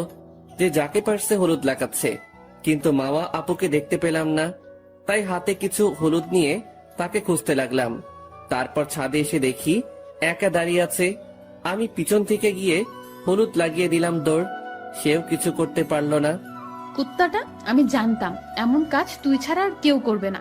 এত কষ্টে পালালাম, তাও ছাড়লি না। সবার হাত থেকে বাঁচলেও আমার হাত থেকে বাঁচতে পারবে না। কুত্তা, আমাকে এত জ্বালাস কেন বলতো? তোমাকে ভালোবাসি বলে। কি বললি? হ্যাঁ, হবে কি তুমি আমার রাত জেগে গল্প করার সাথী? দেবে কি তোমার কোলে মাথা রেখে জ্যোৎস্না রাতে চাঁদ দেখার অধিকার? দিবে কি আমার সাথে গধূলি লগনে হেঁটে হেঁটে বহুদূর যাওয়ার অধিকার? দিবে কি তোমার বুকে মাথা রেখে ঘুমানোর অধিকার? হবে কি আমার আম্মুর ছোট ছেলের বউ? হবে কি আমার বাবার নাতি নাতনির মা? তুই এত খারাপ হবে জানতাম না। আমি তোর বড় বোন হই। তাতে কি? তুমি তো আর আমার আপন বোন না। তাছাড়া চাচাতো বোনকে বিয়ে করা যায় আছে। তাছাড়া আমি তোর বড়। বড় হলে বিয়ে করা যাবে না, এটা কোথাও লেখা আছে? বলিস না, আমি তোকে ভালোবাসি না। তাছাড়া আমি তোকে সহ্যই করতে পারি না। এই বলেই চলে গেল মামা। তুমি যতই আমাকে না না করো, আমি তোমার পিছু ছাড়ছি না। তারপর নিচে চলে আসলাম। তারপরের দিন বিয়েটা খুব ভালোভাবে সম্পন্ন করা হয়। আর মামা আপুকেও আমি আগেই মতোই জ্বালিয়েছি বিয়ের দিনও। যাই হোক, বিয়ের সব কার্যক্রম শেষ। ভাবির সাথেও আমার অনেক ভাব হয়েছে। দুই ভাবি আমাকে ছোট ভাইয়ের মতোই ভালোবাসে, কারণ একজনেরও কোনো ছোট ভাই নেই। বিয়ের 7 দিন পর সব আত্মীয় স্বজন চলে গেছে, শুধু মামা আপুরা বাদে। আমি ঘুমাচ্ছিলাম। এই উঠ, আর কত ঘুমাবি? ভাবি ঘুমাতে দিন। কি, তুই উঠবি নাকি পানি দিব? তোমরা দুজন সকাল সকাল কি শুরু করেছো? আজকে তুই আমাকে আর রিদিকে নিয়ে ঘুরতে যাবি। এখন পারবো না, আমাকে ঘুমাতে দাও। আচ্ছা ঠিক আছে, তোর যাওয়া লাগবে না। আমরা তোর কে হই যে তুই আমাদের সাথে যাবি? তাই কতদিন হলো আমাকে নিয়ে ঘুরতে যাস না। থাক, তোর যাওয়া লাগবে না। এভাবে ইমোশনাল ব্ল্যাকমেইল করো না তো। আচ্ছা ঠিক আছে, আমরাই যাই। আরে শোনো, এভাবে রাগ করো কেন? তোমরা ঘরে গিয়ে রেডি হও। আচ্ছা ঠিক আছে আমার সোনা ভাই। ভাবি শোনেন না? বল। মামা আপুকেও সাথে নিয়ে চলো না। কেন, ওকে নেব কেন? কেন, সামথিং সামথিং চলছে নাকি? না মানে আসলে ভাবি। তাহলে কি মাওকেই আমাদের যা করতে হয়? আমি তো চাই, কিন্তু সে তো আমাকে পাত্তাই দিতে চায় না। দিবে দিবে, সারাদিন পিছনে আমার আঠার মতো লেগে থাকে। আচ্ছা তাহলে তাই করব। আচ্ছা শোন, আমরা রেডি হচ্ছি, তুই রেডি হয়ে নাস্তাটা কর। আচ্ছা। তারপর আমি রেডি হয়ে নিচে গিয়ে নাস্তা করলাম। তারপর বের হলাম তাদের নিয়ে। সাথে মামা আপুও আছে। যেতে চেয়েছিল না, কিন্তু ভাবিদের জন্য রাজি হলো। তারপর গাড়ি নিয়ে চলে গেলাম নদীর পাড়ে। ভাইয়ারাও নাকি একটু পর আসবে, তাহলে ভালোই হবে। মামা আপুকেও জানাতে পারবো। একটু পর ভাইয়ারাও চলে আসলো। তারা নিজেদের বউ নিয়ে আলাদা হয়ে গেল। চলো আমরা ওই দিকটা থেকে ঘুরে আসি। তোর সাথে কোনো কথাই বলতে ইচ্ছে করছে না। তবু তোমাকে যেতেই হবে। তারপর জোর করে নিয়ে দুজনে ঘুরলাম। সন্ধ্যায় সবাই একসাথে বাসায় ফিরলাম। তোমাদের জন্য একটা খুশির খবর আছে। কি বলো বাবা? তোমার চাচ্চু এখন থেকে আমাদের ঢাকায় থাকবে। মানে? হ্যাঁ, আমরা এখানে একটা ফ্ল্যাট কিনেছি, এখন থেকে ওটাতেই থাকবো। তাই বলো, কি ভালোই হয়েছে। কিন্তু বাবা, আমার ভার্সিটি। সমস্যা নাই, ট্রান্সফার করে এনে এখানে ভর্তি করব। আচ্ছা বাবা, তোমরা যেটা ভালো মনে করো। আমি তো সেই খুশি। এখন থেকে মামা আপুকে প্রতিদিন দেখতে পারবো আর জ্বালাতে পারবো। তারপর সবাই ডিনার করে রুমে গেলাম। কয়েকদিনের মধ্যে কাকারা ঢাকায় শিফট হয়েছে। আর একটা খুশির খবর হলো, মামা আপু যে ভার্সিটিতে ভর্তি হয়েছে, আমিও সেটাতেই চান্স পেয়েছি, সাথে আমার বন্ধুরাও। যাই হোক, ভার্সিটির প্রথম দিন গেলাম, বাইক নিয়ে গেলাম। তারপর ভার্সিটিতে আমি আমার বন্ধুদেরকে দেখে তাদের সাথে আড্ডা দিচ্ছিলাম। তখন দেখি মামা আপু ও তার বান্ধবীরা কলেজে ঢুকছে। আমি তাদের সামনে গেলাম। হাই আপু। তুই এখানে? তোর জ্বালায় কি কোথাও একটু শান্তিতে থাকতে পারবো না? যাকে ভালোবাসি তার কাছে না আসলে চলে বলো? তোকে কতবার বলবো আমি তোকে ভালোবাসি না? তুমি যাই বলো না কেন, আমি তোমাকেই ভালোবাসি।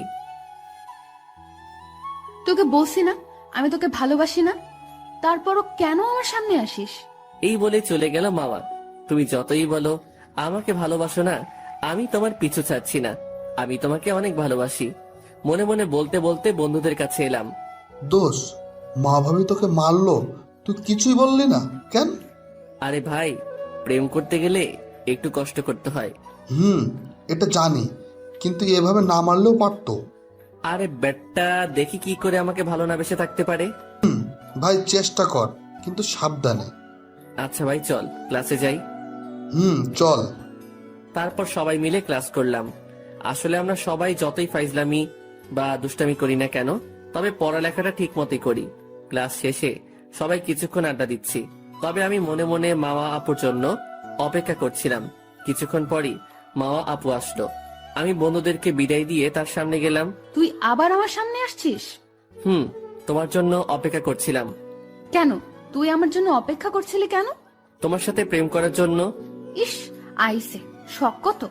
ও নাকি আমার সাথে প্রেম করবে। করব। তোকে সকালে থাপ্পড় দিলাম আর এখনই ভুলে গেছিস? না ভুলিনি, তবে তোমাকে যে ভালোবাসি সেটাও ভুলিনি। বুঝেছি, তোকে লাঠি দিয়ে না মারলে তোর ভালোবাসার ভূত মাথা থেকে নামানো যাবে না। বলেই পাশে লাঠি খুঁজে হাতে নিল বাবা। আরে আরে করতেছো কি? বলেই দৌড় দিয়ে বাইকের কাছে গিয়ে বাইকটা স্টার্ট দিলাম। আর ওইদিকে ছেলেটা মনে হয় তোকে সত্যিই ভালোবাসে। ভালোবাসে না ছাই, ও আমার ছোট। তাতে কি, ও তো তোকে অনেক ভালোবাসে। আর আমাকে এমন করে কেউ ভালোবাসলে তাকে আমি জান দিয়ে দিতাম। হয়েছে হয়েছে, তোর লাইলিগিরি থামা। থামলাম। এমন ভাবে কেউ ভালোবাসে তো তাই এমন করিস।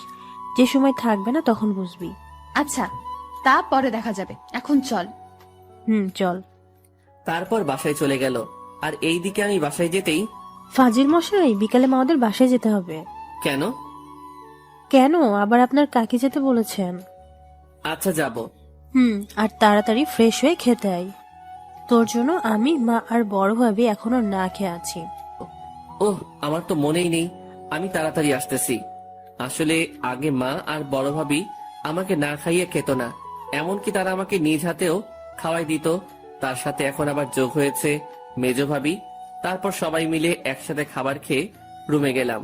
বিকেলবেলা আমি রেডি হয়ে মা ও ভাবিদের বলে মামা আপুদের বাসায় গেলাম। বাসাটা বেশি দূরে না, বাইকে যেতে মাত্র 10 মিনিট লাগে। বাসার সামনে গিয়ে কলিং বেল বাজালাম। কাকি দরজাটা খুলে দিল। তোর আসতে এতক্ষণ লাগে? আমি সেই কখন থেকে তোর জন্য অপেক্ষা করছি। সরি কাকি, একটু ঘুমিয়ে পড়েছিলাম। আচ্ছা বস তুই, আমি তোর জন্য খাবার আনতেছি, তারপর দুজনে আড্ডা দেব। আচ্ছা কাকি, মামা আপু কোথায়? আচ্ছা, ওর রুমে। আচ্ছা কাকি, তুমি খাবার আনো, আমি তোমার মেয়েকে জ্বালিয়ে আসি। তুই পারিসও বটে, আচ্ছা যা। তারপর মামা আপুর রুমের সামনে গেলাম। গিয়ে দেখলাম একটা বই নিয়ে মনোযোগ সহকারে পড়তেছে। আসতে পারি?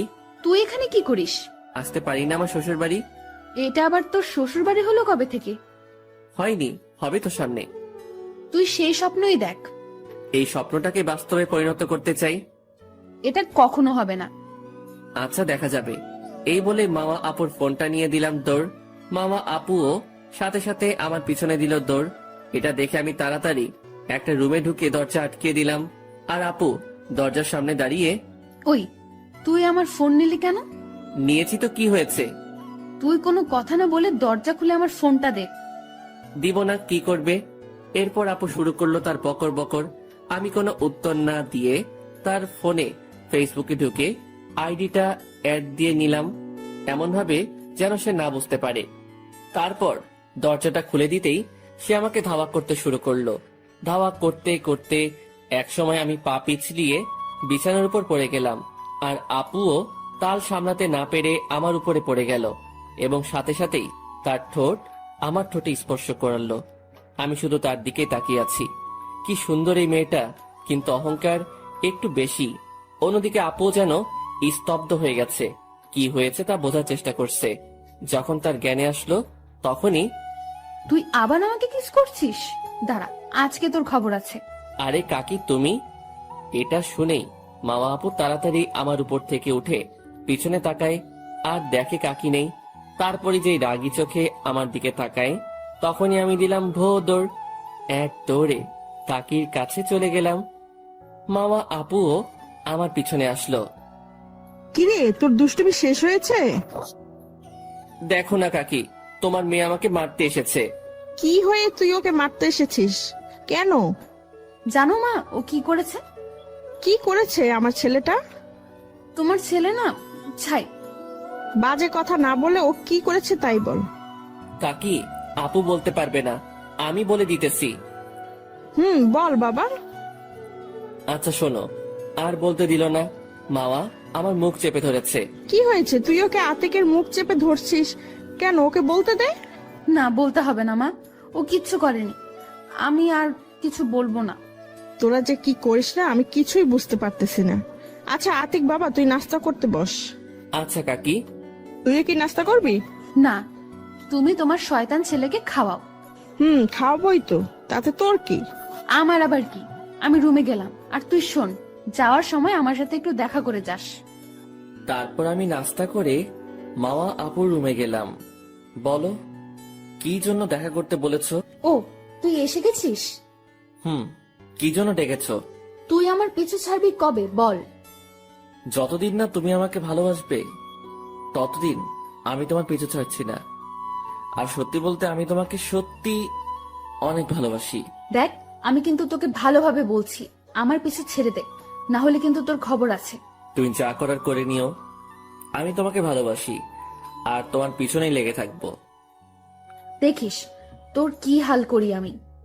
আচ্ছা বলেই চলে আসলাম আমি। তারপর কাকিদের বাসা থেকে বেরিয়ে বন্ধুদের কাছে গেলাম। আরে আয় আয়, তোর জন্য অপেক্ষা করছিলাম।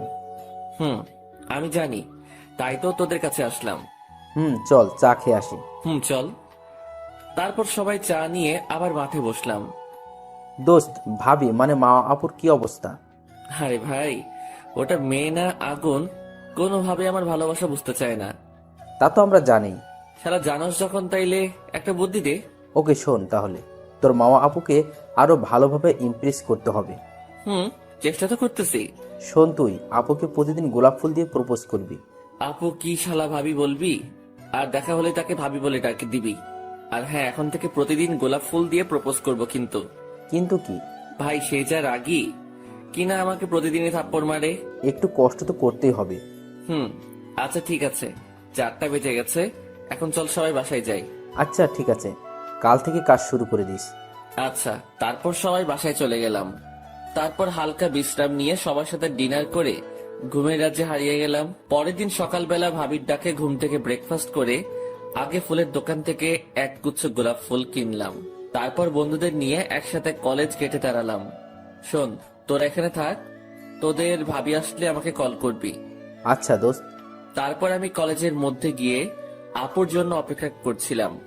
অন্যদিকে মা আপু কলেজে গেটের কাছে আসলো। তখনই, আরে ভাবি কেমন আছেন? কে তোমাদের ভাবি? কেন আপনি আমাদের ভাবি? আমি ভাবি মানে? আমি তোমাদের ভাবি হলাম কিভাবে? আপনি যদি আতিকের বউ হন তাহলে তো আপনি আমাদের ভাবি।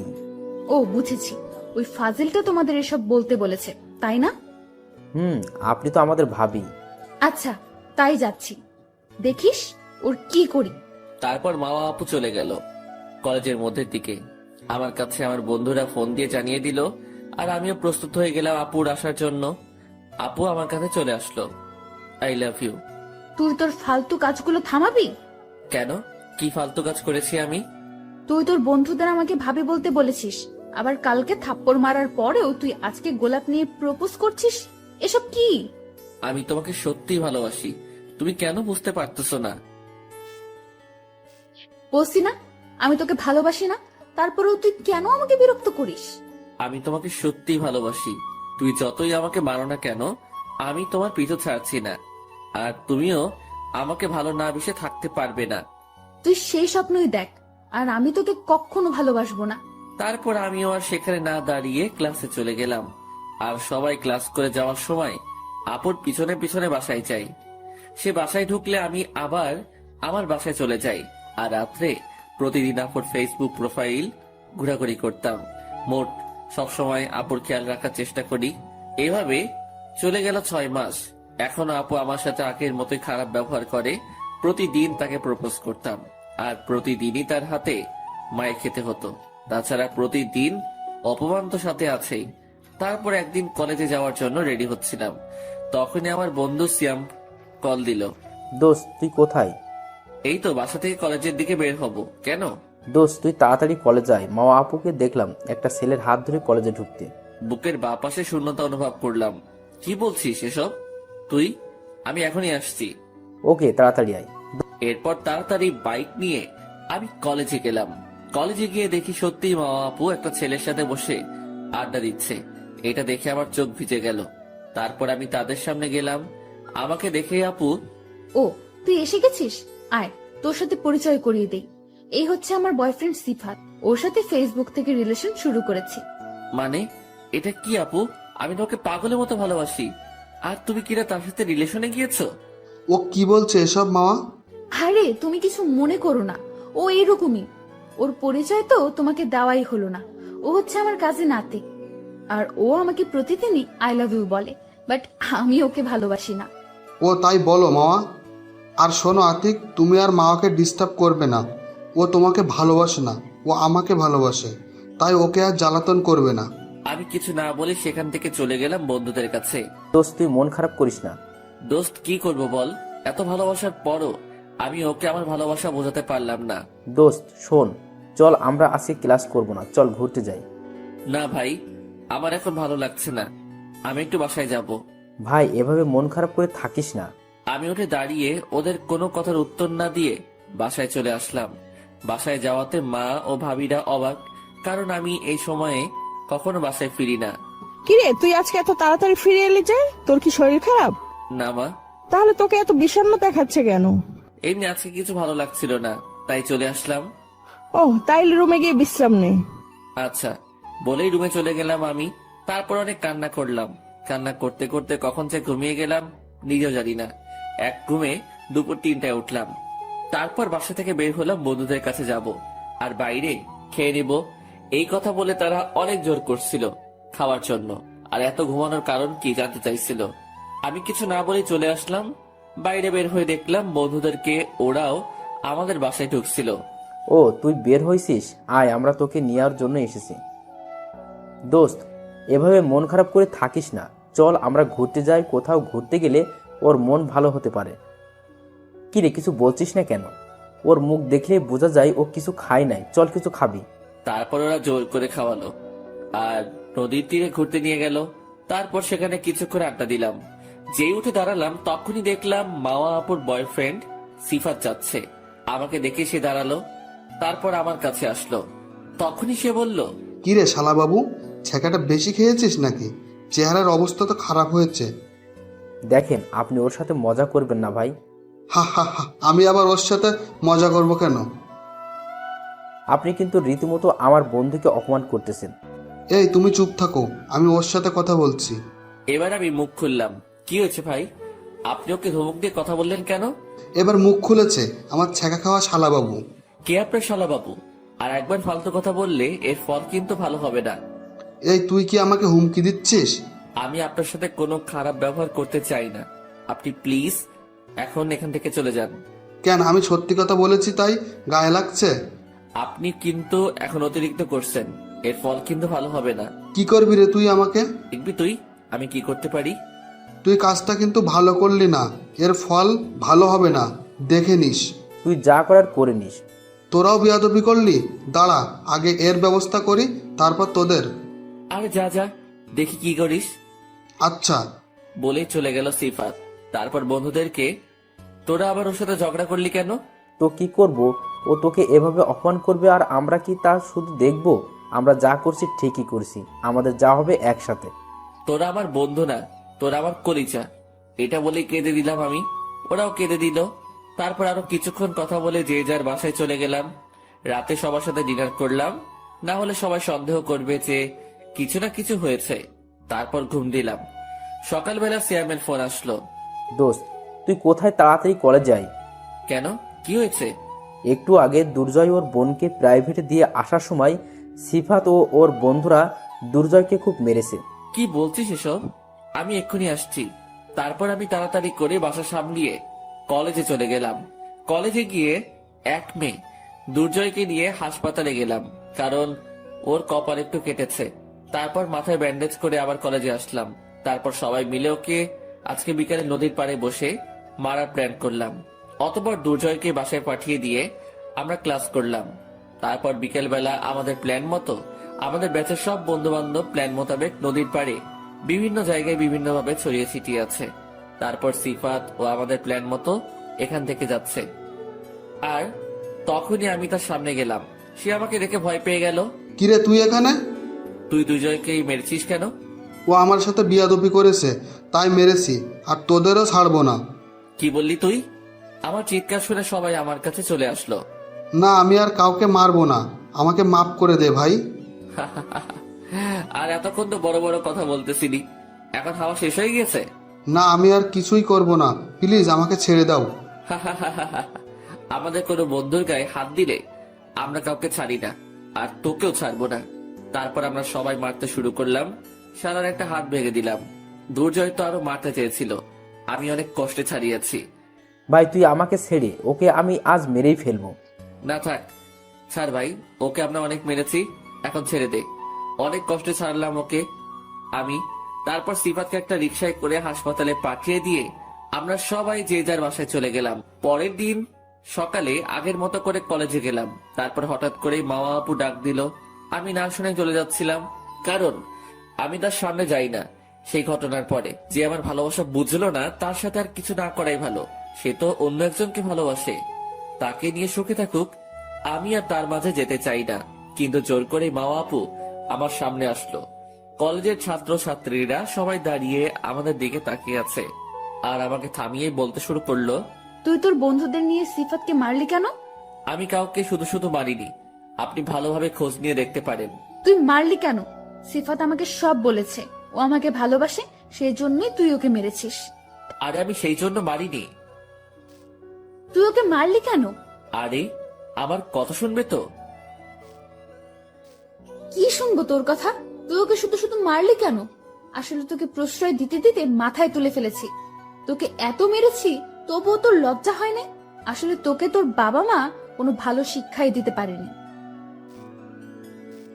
ঠাস ঠাস করে 4টা থাপ্পড় বসিয়ে দিলাম। চুপ থাক তুই। হ্যাঁ, তোর পিছনে আমি বেহায়ের মতো ঘুরে বেরিয়েছি শুধু তোকে ভালোবাসি বলে। আমি তোর জন্য এত কষ্ট করলাম, তবু তুই অন্য একজনের সাথে রিলেশন করছিস। আমি কিছু বলিনি, আমি চেয়েছি তুই ভালো থাক, তাই আমি তোদের মধ্যে আসিনি। কিন্তু ও আমার বন্ধুকে মেরেছে। আমার বন্ধুরা এক একটা কলিজা। আমার বন্ধুদের যে মারবে তাদের কাউকে আমি ছেড়ে কথা বলবো না। আর আমার বাবা মা আমাকে খারাপ শিক্ষা দেয়নি, আমি শুধু তোকে ভালোবাসি বলে জ্বালাতন করতাম। এখন থেকে আর কখনো তোর সামনে আমি আর আসবো না। তারপর আমি সেখান থেকে চলে গেলাম। বন্ধুরা আমাকে বাসায় নিয়ে গেল। ফ্ল্যাশব্যাক শেষ। সেদিন বাসায় গিয়ে অনেক কান্না করলাম। অনেকে অনেকবার ডাকার পরও দরজা খুললাম না। তারপর চিন্তা করে দেখলাম সে যখন আমাকে ভালোবাসে না, তাই আমিও আর তার সামনে যাব না। অনেক কষ্ট করেছি তার জন্য, এবং অনেক কষ্টও করেছি। তাই সিদ্ধান্ত নিলাম ওই ভার্সিটিতে আর ক্লাস করব না, ক্লাস করব একটা প্রাইভেট ভার্সিটিতে, আর শুধু পরীক্ষাটাই আমাদের ভার্সিটি থেকে দিব। বিকালে রুম থেকে বের হলাম, আমাকে দেখে মা বাবা ভাবিরা আর ভাইয়ারা অবাক চোখে তাকিয়েছে। আমি রুম থেকে বের হচ্ছি না, এটা শুনেই বাবা আর ভাইয়ার বাসায় চলে এসেছে। কি হয়েছে তোর বাবা, তুই আটকে রেখেছিস কেন? তাছাড়া তোর চোখ লাল কেন? তাই তো মনে হচ্ছে অনেকক্ষণ ধরে কান্না করেছে। তুই কি কোনো কারণে কান্না করেছিস? এমন সময় কাকি আসলো। কি হয়েছে বাবা তোর? তুই এমন করছিস কেন? চেহারার কি হাল করেছিস? কি হলো, কথা বলিস না কেন? আরে থামো, তোমরা আগে আমার ছেলেটাকে কিছু খাও, তারপর আমার ছেলে মাথা ঠান্ডায় সবকিছু বলবে। ও তাই তো। আম্মু, আপনি ওকে নিয়ে আসুন, আমি টেবিলে খাবার বেড়ে দিতেছি। তারপর আম্মু খাবার টেবিলে নিয়ে গেল, কাকি আমাকে খাইয়ে দিচ্ছে, আমি খাচ্ছি। আর অন্যদিকে মাওয়া গেল সিফাতকে দেখতে। কেমন আছো সিফাত এখন? এখন একটু ভালো। জানো, আজকে সকালে আতিককে তোমার জন্য অনেক অপমান করেছি, কিন্তু ও তাই নাকি? আমি জানতাম আমাকে মারলে তুমি আমার ব্যথা সহ্য করতে পারবে না, তবে আবার কিন্তু ও আজকে আমার গায়ে হাত তুলে আমাকে অনেক অপমানজনক কথা বলেছে। এখন আমি চাই তুমি ওকে তোমার বন্ধু বান্ধব নিয়ে মারো। না সোনা, এটা করা যাবে না। ওদের ফ্রেন্ড সার্কেল অনেক ডেঞ্জারাস, পরে আমাদের অনেক ক্ষতি করবে। তাহলে এখন কি করবে? শোনো, আমার কাছে একটা বুদ্ধি আছে। আমরা অন্য এলাকা থেকে গুন্ডা ভাড়া করে এনে মারি, তাহলে কেমন হয়? ও তাইলে অনেক ভালো হয়। শোনো, যে সময় মারবে আমি ওদের সাথে থাকবো। আচ্ছা। তারপর সিফাত ওর বন্ধুকে সব ব্যবস্থা করতে বলে, আর ওর বন্ধু সব করেও ফেলে। তা শুনে মামা অনেক খুশি। মামা, আমরা বিয়ে করব কবে? করব আমার পড়াশোনাটা শেষ হলে। তুমি একবার চিন্তা করে দেখেছো, তোমার বাবার সম্পত্তি আর আমাদের সম্পত্তি যখন এক হবে, তখন আমরাই হব এই শহরের টপ বিজনেসম্যান। আচ্ছা, আমি এখন যাই, মা চিন্তা করবে। আচ্ছা যাও, আর বিকেলে ফোন দিলে চলে আসবে। তারপর মামা আচ্ছা বলেই বাসায় চলে গেল। আর এইদিকে আমার খাওয়া শেষ। এখন বল ভাই, তোর কি হয়েছে? কিছু না ভাইয়া, আমাকে একটু বাইরে যেতে দাও, ঘুরতে যাব। আমার এখানে ভালো লাগছে না। আচ্ছা যা, রাত্রে কিন্তু সব বলতে হবে। আচ্ছা বলবো। তারপর বন্ধুরা আমাকে আড্ডা দেওয়ার জায়গায় আসতে বলে। তারপর সবাই মিলে আড্ডা দেওয়ার জায়গায় চলে আসলাম। দোস্ত, এখন মাওয়া আপুর পিছনে তোকে যেন আর না দেখি। ভাই, এখন ওকে ভুলে নতুন করে শুরু কর। দোস্ত, আমি আর এই ভার্সিটিতে থাকতে চাই না। তুই এই ভার্সিটিতে না থাকলে আমরা কেউ থাকবো না। দোস্ত চল, আমরা কুমিল্লা প্রাইভেট ভার্সিটিতে ক্লাস করি আর এখানে পরীক্ষার সময় পরীক্ষা দেই, কারণ ওই ভার্সিটিতে আমার কাকা একজন প্রফেসর। আমি তো এটাই চাই। তাইলে আর কি, সিয়াম তুই তোর কাকার সাথে কথা বল, আর আমরা কুমিল্লা যাওয়ার প্ল্যান করি। তাই করি আমরা। আচ্ছা ঠিক আছে, আমি কাকার সাথে কথা বলবো। তারপর আজকে আমি ওদের সাথে বেশি আড্ডা দিলাম না, বাসার দিকে রেডি হলাম। তারপর আমি 5:30টায় ওদেরকে বলে আড্ডা থেকে বিদায় নিলাম। আমি বাইক নিয়ে বাসার দিকে যাচ্ছিলাম, তখনই আমার সামনে একটা কালো গাড়ি আসলো। তখনই আমি ব্রেক করলাম। তারপর গাড়ি 15 জন মুখ বাঁধা মানুষ নামলো। কিরে, তোর নাকি এই এলাকায় কেউ কিছু বলতে পারে না? আপনারা কারা? আমার কাছে কি চান? আমরা তো জীবন চাই। কি বলতে চান আপনারা? তারপর লোকটি কিছু বলার আগেই আমার মাথায় কে যেন আঘাত করলো। আমি মাথায় হাত দিয়ে পিছনে তাকিয়েই দেখি মাওয়া আপু হাতে লাঠি নিয়ে দাঁড়িয়ে আছে। আপু তুমি? হ্যাঁ আমি। আর এই লোকগুলো আমার ভাড়া করা। কিন্তু তুমি আমাকে মারতে চাও কেন? তুই সিফাতকে মেরেছিস, তাছাড়া আজকে কলেজে সবার সামনে থাপ্পড় মেরেছিস। এগুলো কি আমি এমনি এমনি ছেড়ে দেব? তুমি তো আজকে আমাকে মেরে ফেলবে, তাহলে আমি কিছু কথা বলি। একদিন তোমার এই অহংকার ভেঙে যাবে, সেদিন তুমি আমায় চাইবে কিন্তু পাবে না। আর হ্যাঁ, সিফাত তোমাকে নয়, তোমার টাকাকে ভালোবাসে। আমার এই কথাটা মিলিয়ে নিও। এই দিনটা কখনো আসবে না। এই বলেই আরেকটা বাড়ি দিল মাওয়া। তারপর সবাই মিলে মারতে থাকলো। একসময় আমার চোখ বুঝে গেল ব্যথার আঘাতে। তারপর যখন আমি চোখ মেলে তাকালাম, তখন দেখি আমি হাসপাতালের বেডে শোয়া। আমি নড়তে পারছিলাম না। আমার সারা শরীরে প্রচুর ব্যথা এবং হাতে পায়ে ব্যান্ডেজ। আমার জ্ঞান ফিরতে দেখে মা আমার কাছে এসে ডাক্তারকে ডাক দিল আর আমাকে ধরে কান্না করে দিল। ওইদিকে মায়ের ডাক শুনে ডাক্তার দৌড়ে কেবিনে আসলো। কি হয়েছে? আপনি এভাবে চিৎকার করছেন কেন? আমি কিছু বলতে পারলাম না, কথা বলতে কষ্ট হচ্ছে, তাই চুপ থাকলাম। ডাক্তার, আতিকের জ্ঞান ফিরেছে, এই দেখুন। তারপর ডাক্তার আমার দিকে তাকালো, তাকিয়ে দেখে সত্যি আমার জ্ঞান ফিরেছে। এই কথা শুনে আমার পরিবারের সবাই ভিতরে চলে এসেছে, সাথে মামা ও কাকা কাকিও এসেছে। তারপরও কি হয়েছে বাবা, তোর এই অবস্থা কি করে হলো? এটা শুনে আমি মামা আপুর দিকে তাকালাম, দেখি সে ভয়ে চুপসে গেছে। তাই আমি অনেক কষ্টে বললাম, একটা গাড়ির সাথে অ্যাক্সিডেন্ট করেছি। কিন্তু ডাক্তার তো বলল তোকে অনেকেই মিলে মেরেছে এবং মাথায় একটা জোরালো আঘাতও করেছে। ভাই বল, তুই কে? তোর গায়ে হাত দিয়েছি, আজই হবে ওর শেষ দিন। আরে আরে, আপনারা ওকে এভাবে চাপ দিবেন না, তাহলে ওর অনেক সমস্যা হবে। আগে একটু সুস্থ হোক, তারপর সব জানতে পারবেন। তারপর সবাই চুপ হয়ে গেল, আর ডাক্তার আমাকে ঘুমের ইঞ্জেকশন দিল। আমি কিছুক্ষণ পর ঘুমিয়ে পড়লাম। আর অন্যদিকে মামা বাসায় গিয়ে ভাবে, আমি আতিককে মেরে কি ভালো করলাম? ছেলেটা তো আমাকে খুব ভালোবাসে, তাই ওকে মারার পরও ও আমার নাম বলল না। না, ওকে সরি বলতে হবে। তারপরের দিন সকালে আমার ঘুম ভাঙলো। তারপর আমার বন্ধুরা আসলো, ওরা অবশ্য কালকেও এসেছিল, কিন্তু আমার শরীরের অবস্থা দেখে কথা বলে নাই, তাই আজকে কথা বলতে এসেছে। ভাই কি অবস্থা তোর? এই তো এখন ভালো। আচ্ছা ভাই, সত্যি করে বল তো, তোর কি হয়েছিল? কি রে বল, কি হয়েছিল তুই আমাদের বলবি না? ও বলবি না, তাই তো? আগে বললেই তো হয়। তুই আমাদের তোর কাছের কেউ মনে করিস না। আরে ভাই রাগ করিস না, শোন তাহলে। তারপর আমি ওদেরকে আমাকে মারার ঘটনা বললাম। এটা শুনে তো ওরা রেগে আগুন। আমরা এখন মাওয়া আপুর বাসায় গিয়ে ওর বাবাকে বলবো। না থাক, তার দরকার নেই। ও ওর মতো ভালো থাকুক। আর তোরা যদি আমাকে কাছের কেউ মনে করে থাকিস, তাহলে এই কথা কাউকে বলবি না। কিন্তু কেন? থাক না ভাই, আজ থেকে আর ওর সামনে যাওয়ার চেষ্টা করব না, আর ওর থেকে দূরে দূরে থাকবো। এখন থেকে জীবনটাকে এখন আমার মতন চালাবো। আচ্ছা ভাই, তবে আমরা সময় মতো এর সঠিক জবাব দেব। আচ্ছা ভাই, আর হ্যাঁ, আমরা এই ভার্সিটিতেই ক্লাস করব, কুমিল্লা যাব না। আচ্ছা, তুই যা বলিস। তারপর হাসপাতাল থেকে পুরো 15 দিন ছাড়লো। আমি এখন অনেকটাই সুস্থ। এই কয়েকদিনে সবার সাথে ভালোভাবে কথা বলেছি, কিন্তু মামা আপু আমাকে কিছু বলতে চেয়েছে, আমি তার সুযোগ দেইনি। আমার সাথে কথা বলতে আসলে এড়িয়ে চলেছি। আজ আমি বাড়িতে, সবাই আমাকে নিয়ে ব্যস্ত। ভাবিরা তো আমার কোনো সময় কি লাগে তার জন্য সব সময় আমার আশেপাশে থাকে। রাতে ভাইয়ারা আর আব্বু এসেছে। বাবা, সেদিন তোর সাথে কি হয়েছিল এখন আমাদের বল।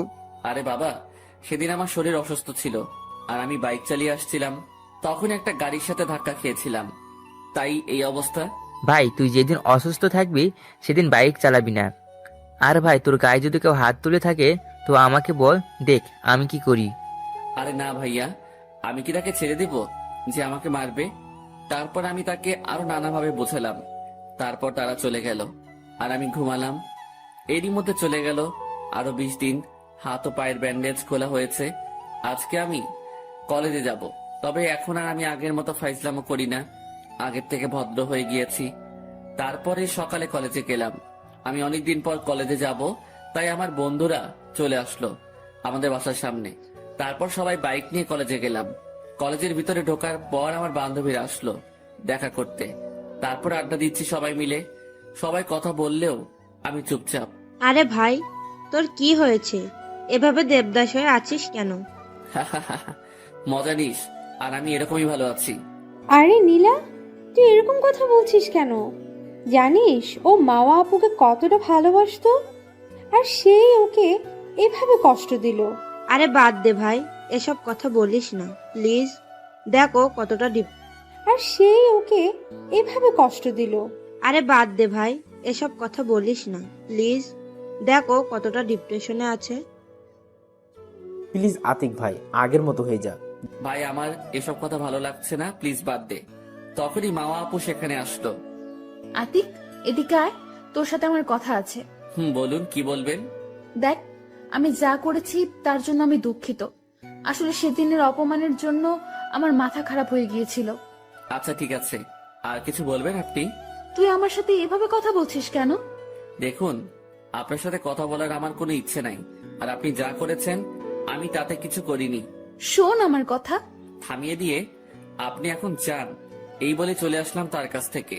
তারপর বন্ধুদের নিয়ে ক্লাসে গেলাম, ক্লাস করে বাসায় গেলাম। এভাবে চলে গেল আরো 1 মাস। আমি এখন আগের থেকে কিছুটা স্বাভাবিক হয়ে গেছি। তবে ফাইজলামোটা এখনো করি না। অন্যদিকে মামা আপু রিলেশন ভালোই চলছিল, তবে এখন আর সিফাত মামা আপুকে সময় কম দেয়, শুধু কাজ নিয়ে ব্যস্ত থাকে। যখনই মামা আপু দেখা করতে বলে তখনই বলে আমি এখন বিজি থাকি।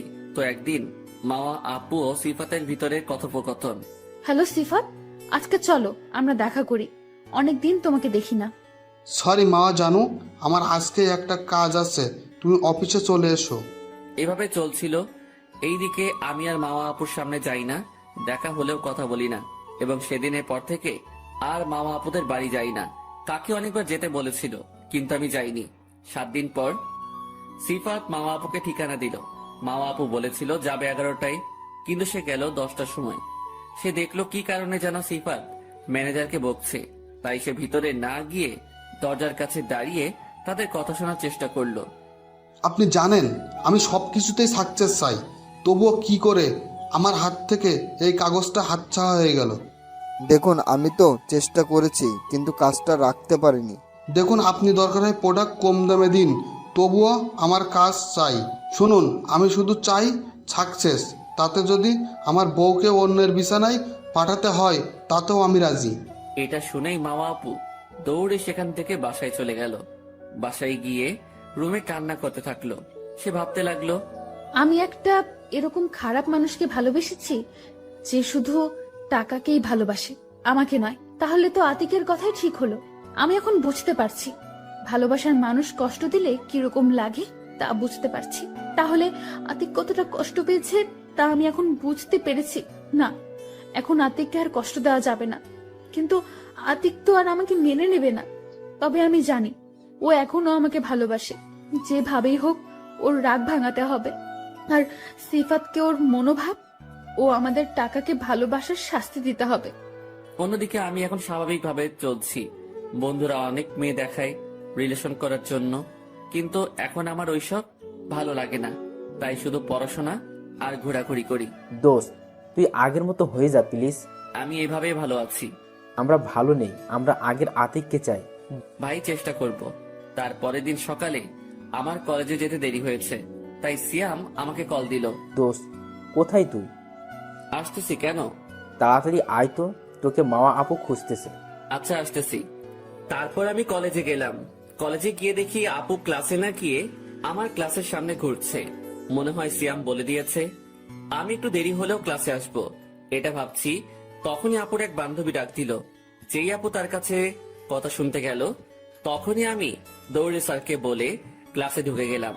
কারণ আমি আপনাদের আগেই বলেছি যে আমি তার সামনে এখন যাই না।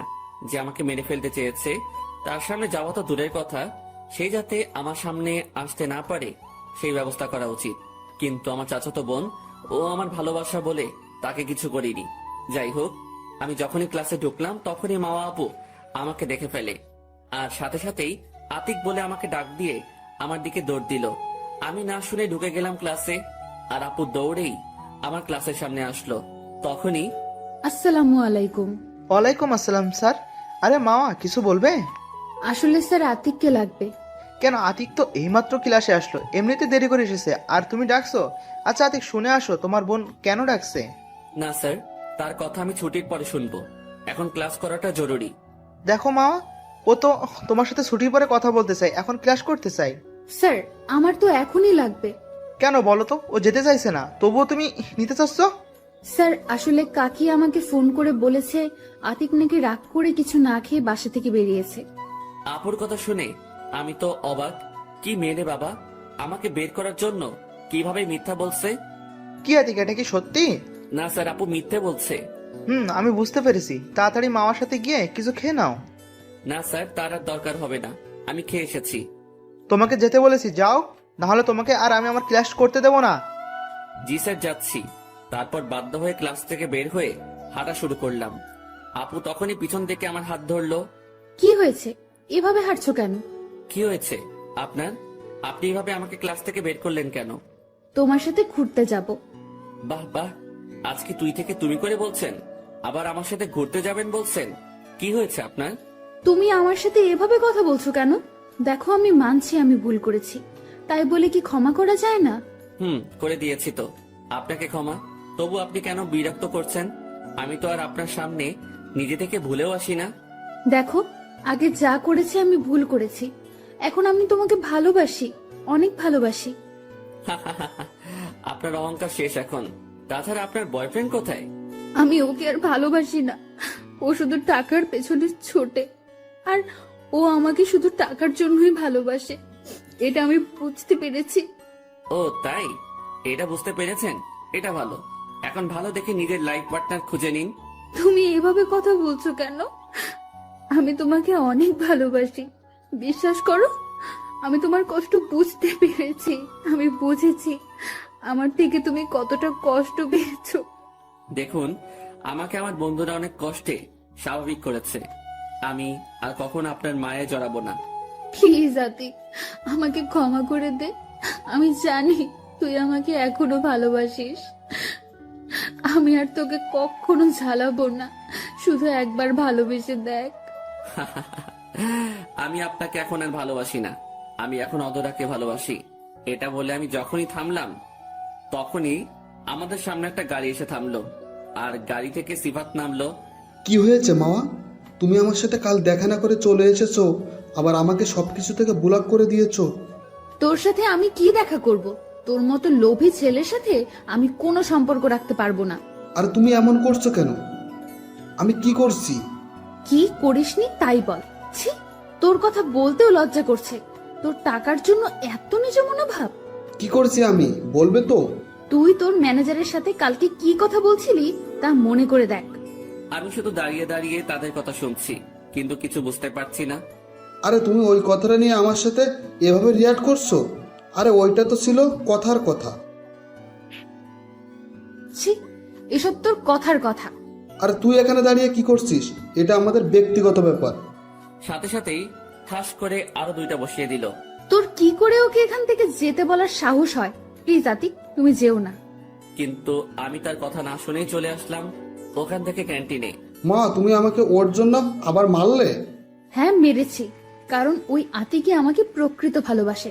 হাজার অপমান করার পরেও আমার পিছু ছাড়েনি, তাই আমিও এখন ওকে ভালোবাসি।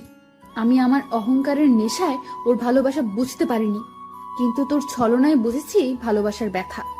ও, এখন তাহলে তুই ওকে ভালোবাসিস? তাহলে শোন, আমিও তোকে ভালোবাসিনি, আমি ভালোবেসেছিলাম শুধু তোর টাকাকে। আচ্ছা, আজ থেকে তোর সাথে আমার ব্রেকআপ। আচ্ছা যা। তারপর মাওয়া ওখান থেকে গিয়ে আতিককে খুঁজতে লাগলো। অন্যদিকে আমি ক্যান্টিন থেকে বেরিয়ে কলেজের পিছনে বসে একটা সিগারেট ধরিয়ে টানছিলাম। আসলে যেদিন মামা আপু আমাকে মেরে ফেলতে চেয়েছিল, সেদিন থেকে লুকিয়ে লুকিয়ে এটা খাই। তখনই মামা আপু আমার সামনে এসে একটা ছবি তুললো। এ কি, আপনি ছবি তুলেন কেন? ছবি তুলেছি, একটা কাজে লাগবে। কি কাজে লাগবে আপনার এটা? যাতে লাগে লাগুক, পরে দেখা যাবে। এখন বলো তুমি আমাকে ভালোবাসো? আমি তোমাকে ভালোবাসি না বলেই সিগারেটে টান দিলাম। মামা হাত থেকে সিগারেটটা ফেলে দিল। তুমি আর এটা খাবে না। আপনি এটা ফেলে দিলেন কেন? আমি ওই পোড়া ঠোঁটে কিস করতে পারবো না। কি বললেন আপনি? আমি কি আপনার কিসের জন্য বসে আছি? কি বললে তুমি? আর একবার যদি আমাকে আপনি করে কথা বলো তাহলে কিন্তু খবর আছে। কি করবে তুমি? বলার সাথে সাথেই মামা আপু এই কথা বলার সাথে সাথেই আপু আমার মাথার ধরে টান দিয়েই ঠোঁটের সাথে ঠোঁট মিশিয়ে দিল। এটা এত তাড়াতাড়ি করলো যে আমি কিছু করারই সময় পাইনি। আমি ছাড়ানোর জন্য চেষ্টা করতেছি, কিন্তু পারছি না। তবুও জোর করে ছাড়িয়ে দিয়েই নেই। বিশ্বাস করো, এখন আমি তোমাকে অনেক ভালোবাসি। আপনার এই ন্যাকামো কান্না বন্ধ করুন। আমি এখন অধরাকে ভালোবাসি। আমি এটা বিশ্বাস করি না। আমি জানি এখনো তুমি আমাকেই ভালোবাসো। আপনার বিশ্বাস না করায় আমার কিছু যায় আসে না। আচ্ছা, ওই শাকচুন্নি যদি তোমার আর আমার মধ্যে আসে তাহলে দেখো আমি কি করি। এটা বলেই বাসার দিকে চলে গেল মাওয়া। তখনই আমার বন্ধুরা ক্লাস থেকে বের হলো, আমিও তাদের কাছে গেলাম। কিরে, মাওয়া আপুকে তোকে এভাবে ক্লাস থেকে বের করলো কেন? তারপর আপু আমাকে কি বলেছে এবং সিফাত আসা সহ সব বলেছি। তাহলে কি এখন কি তাকে মেনে নিবি? না, আমার লাইফে কারো দরকার নেই। আমি সারা জীবন একা থাকবো। ভাই, এটা কোনো ছেলে খেলা নয়, এটা জীবন। আমরা জানি তুই এখনো মাওয়া আপুকে ভালোবাসিস। সিয়াম দেখ, আমি আমার জীবনে কাউকে চাই না। প্লিজ আর ওই অহংকারী মেয়ের কথা বলবি না। তাহলে এখন কি করবি? শুধু তাকে দূরে সরানোর চেষ্টা করব। কিন্তু দোস্ত, তুই এটা করবি কিভাবে? এই কাজটার জন্য আমার অধরার হেল্প লাগবে, প্লিজ আমাকে একটু হেল্প কর। আরে ভাই, তুই এভাবে বলছিস কেন? বল, তোর কি হেল্প লাগবে? আমি মা আপুকে বলেছি আমি তোকে ভালোবাসি, তাই তোর একটু অভিনয় করা লাগবে। করতে পারবি? যদি সমস্যা হয় তাহলে দরকার নেই। ভাই কি বলছিস? এটা আমার সমস্যা থাকবে কেন? আমি তোর জন্য এইটুকু হেল্প তো করতেই পারি। আরে ভাই, তোরা এই কথাটা সবাই গোপন রাখবি, বুঝতেই তো পারছস সবাইকে উদ্দেশ্য করে আমি। আচ্ছা ভাই। তারপর ওদের সাথে আরো কিছুক্ষণ আড্ডা দিয়ে বাসায় গেলাম। বাসায় গিয়ে দেখি মামা আপু আর কাকা কাকিরা বাসায় এসেছে। আরে আয় আয়, তোর জন্যই তো অপেক্ষা করছি। কেন কাকা? আরে এমনিতে কতদিন ধরে তুই আমাদের বাসায় যাস না, তা এমন করে শুকিয়ে যাচ্ছিস কেন? তখনই কাকি আসলো। ঠিক মতন খাওয়া দাওয়া না করলেই তো শরীরের এই অবস্থা হয়। আসলে কাকি, থাক, বলতে হবে না। তুই এতদিন ধরে আমাদের বাসায় যাসনি কেন? কাকি আমি এখন বাসার বাইরে খুব কম চাই। তারপর আরো কিছু কথা বলে রুমে গিয়ে ফ্রেশ হলাম। কিছুক্ষণ পরে মামা আপু এসেছে। তোমাকে খেতে ডাকছে। ও, আপনি যান, আমি সময় মতো চলে যাব। আর আপনি আর আমার রুমে আসবেন না। এটা তো আর কয়েকদিন পরে আমারই রুম হবে। দেখি সরো তো, আমার রুমটা গুছিয়ে নি। কোনো দরকার নেই, আপনি এখনই আবার রুম থেকে বের হন। ওই, একদম চুপ থাকবি।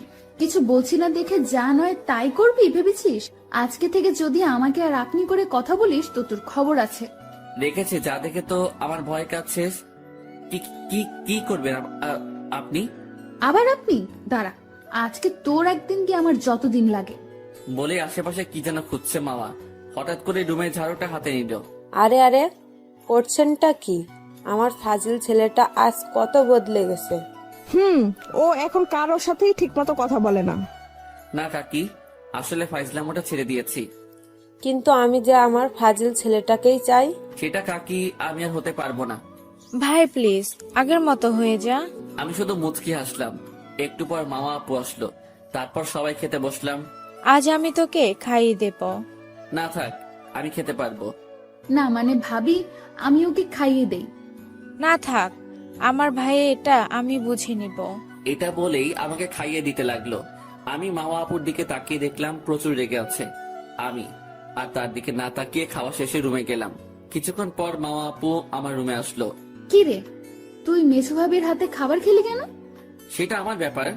কি তোর ব্যাপার মানে? দেখ, মাথাটা একদম গরম করবি না। এ কি, আপনি এরকম করছেন কেন? কিরকম করছি আমি? আপনি এভাবে আমার কাছে এসেছেন কেন? তোকে কিস করবো সোনা। দেখেন, এটা করবেন না, অধরা রাগ করবে। এই অধরা আর অধরা তোকে যদি ওর আশেপাশে দেখি, তাই দেখবি আমি কি করি। এটা বলেই চলে গেল মামা। আমিও দরজা আটকে দিলাম। সন্ধ্যা 7টায় ঘুম ভাঙলো। তারপর আমি দরজা খুলে রুম থেকে বের হলাম। নিচে তাকিয়ে দেখি আমার পরিবারের সবাই এবং মামা আপু ও কাকা কাকি সবাই একসাথে আড্ডা দিচ্ছে। আমি নিচে নামলাম। আমাকে দেখে কাকি বলল, আয় বাবা, তোকে ছাড়া আড্ডা দিতে ভালো লাগছিল না। আমি কাকির কাছে গিয়ে বসলাম। মামা আপুর দিকে তাকিয়ে দেখি আমার দিকে তাকিয়ে আছে। আমি চোখ নামিয়ে নিলাম। সবাই নানান কথা বলে আড্ডা দিচ্ছে। আমি চুপ করে বসে আছি। মামা আপু আমার সাথে কথা বলতে চেষ্টা করছে, কিন্তু আমি চুপ। তখনই আতিক, এদিকে আসো। বাবা বলো। বাবার কাছে গিয়ে, তুমি এভাবে চুপচাপ থাকো কেন? তুমি জানো না তুমি এভাবে থাকলে কারো ভালো লাগে না? কি হলো, চুপ কেন বলো? তাছাড়া তুমি মাওয়াকে ইগনোর করে চলছো কেন? এমনকি তোমার কাকাকের সাথেও ঠিকমতো কথা বলো না। বাবা আমার এখন এসব ভালো লাগছে না। আপনি যদি চান তো আমি চলে যেতে পারি এখান থেকে। আতিক, তুমি কখনো বাবার সাথে এভাবে কথা বলোনি। বলেই ঠাস করে 2টা থাপ্পড় দিল। আরে ওকে মারছিস কেন? ওকে মারতে হবে বাবা। ও কি করে আপনার সাথে বেয়াদবি করে, আর ওকে আমরা মারতেই হবে। বলেই কেটে দিল ভাইয়া। আমি গালে হাত দিয়ে বসে আছি। তুমি আজকে ওর গায়ে হাত তুলে ভুল করলে। এমনি আমার ভাইটা কেমন জানি বদলে গেছে। আতিক বাবা, এদিকে আয়, কি হয়েছে বল তোর? কিছু না মা। আর বাবা, আমার ভুল হয়ে গেছে, আমাকে ক্ষমা করে দিবেন। থাক, আমি আর কিছু মনে করিনি। আর ভাইয়া ধন্যবাদ থাপ্পড় মেনে আমার ভুলটা ধরিয়ে দেওয়ার জন্য। ভাই প্লিজ, তুই এভাবে বলিস না। তুমি বরফ আনো, আমি বরফ লাগিয়ে দিই ওর গালে। তারপর ভাবি ফ্রিজ থেকে বরফ আনলো। ভাইয়া যেই বরফ লাগাতে যাবে তখনই, ভাইয়া দিন, বরফটা আমি লাগিয়ে দিই। বলেই বরফ হাতে নিল মামা। আমি মামা আপুকে থামিয়ে দিয়ে, থাক লাগবে না, আমি রুমে গিয়ে লাগিয়ে দিব। এটা বলেই রুমের দিকে হাঁটা শুরু করলাম। একবার পিছনে তাকিয়ে দেখি মামা আপু অসহায়ের মতো তাকিয়ে আছে। আমি রুমে গিয়ে বরফ লাগিয়ে বই নিয়ে পড়তে বসলাম। কিছুক্ষণ পড়ার পর মামা আপু আসলো রুমে। আমি একবার তাকিয়ে আবার পড়া শুরু করলাম। তুই আমার সাথে এরকম বিহেভ করছিস কেন? প্লিজ আপনি যান, আমার মনটা এমনিতেই ভালো নেই। দেখ, তুই কিন্তু এখন আমার সাথে বেশি করছিস। কি করেছে আপনার সাথে বলুন? আমি কি আপনাকে থাপ্পড় দিয়েছি প্রতিদিন, নাকি আপনাকে মেরে ফেলতে চেয়েছি অন্য একজনের কথায়? প্লিজ, আমি ওইসব না বুঝে করেছি। এখন আমি আর আগের মতো নেই। হয়েছে, বাদ দিন। এখন অন্য কিছু বলার থাকলে বলেন, না হলে চলে যান। ও, তোকে খেতে ডাকছে। ওহ, আপনি যান, আমি আসছি।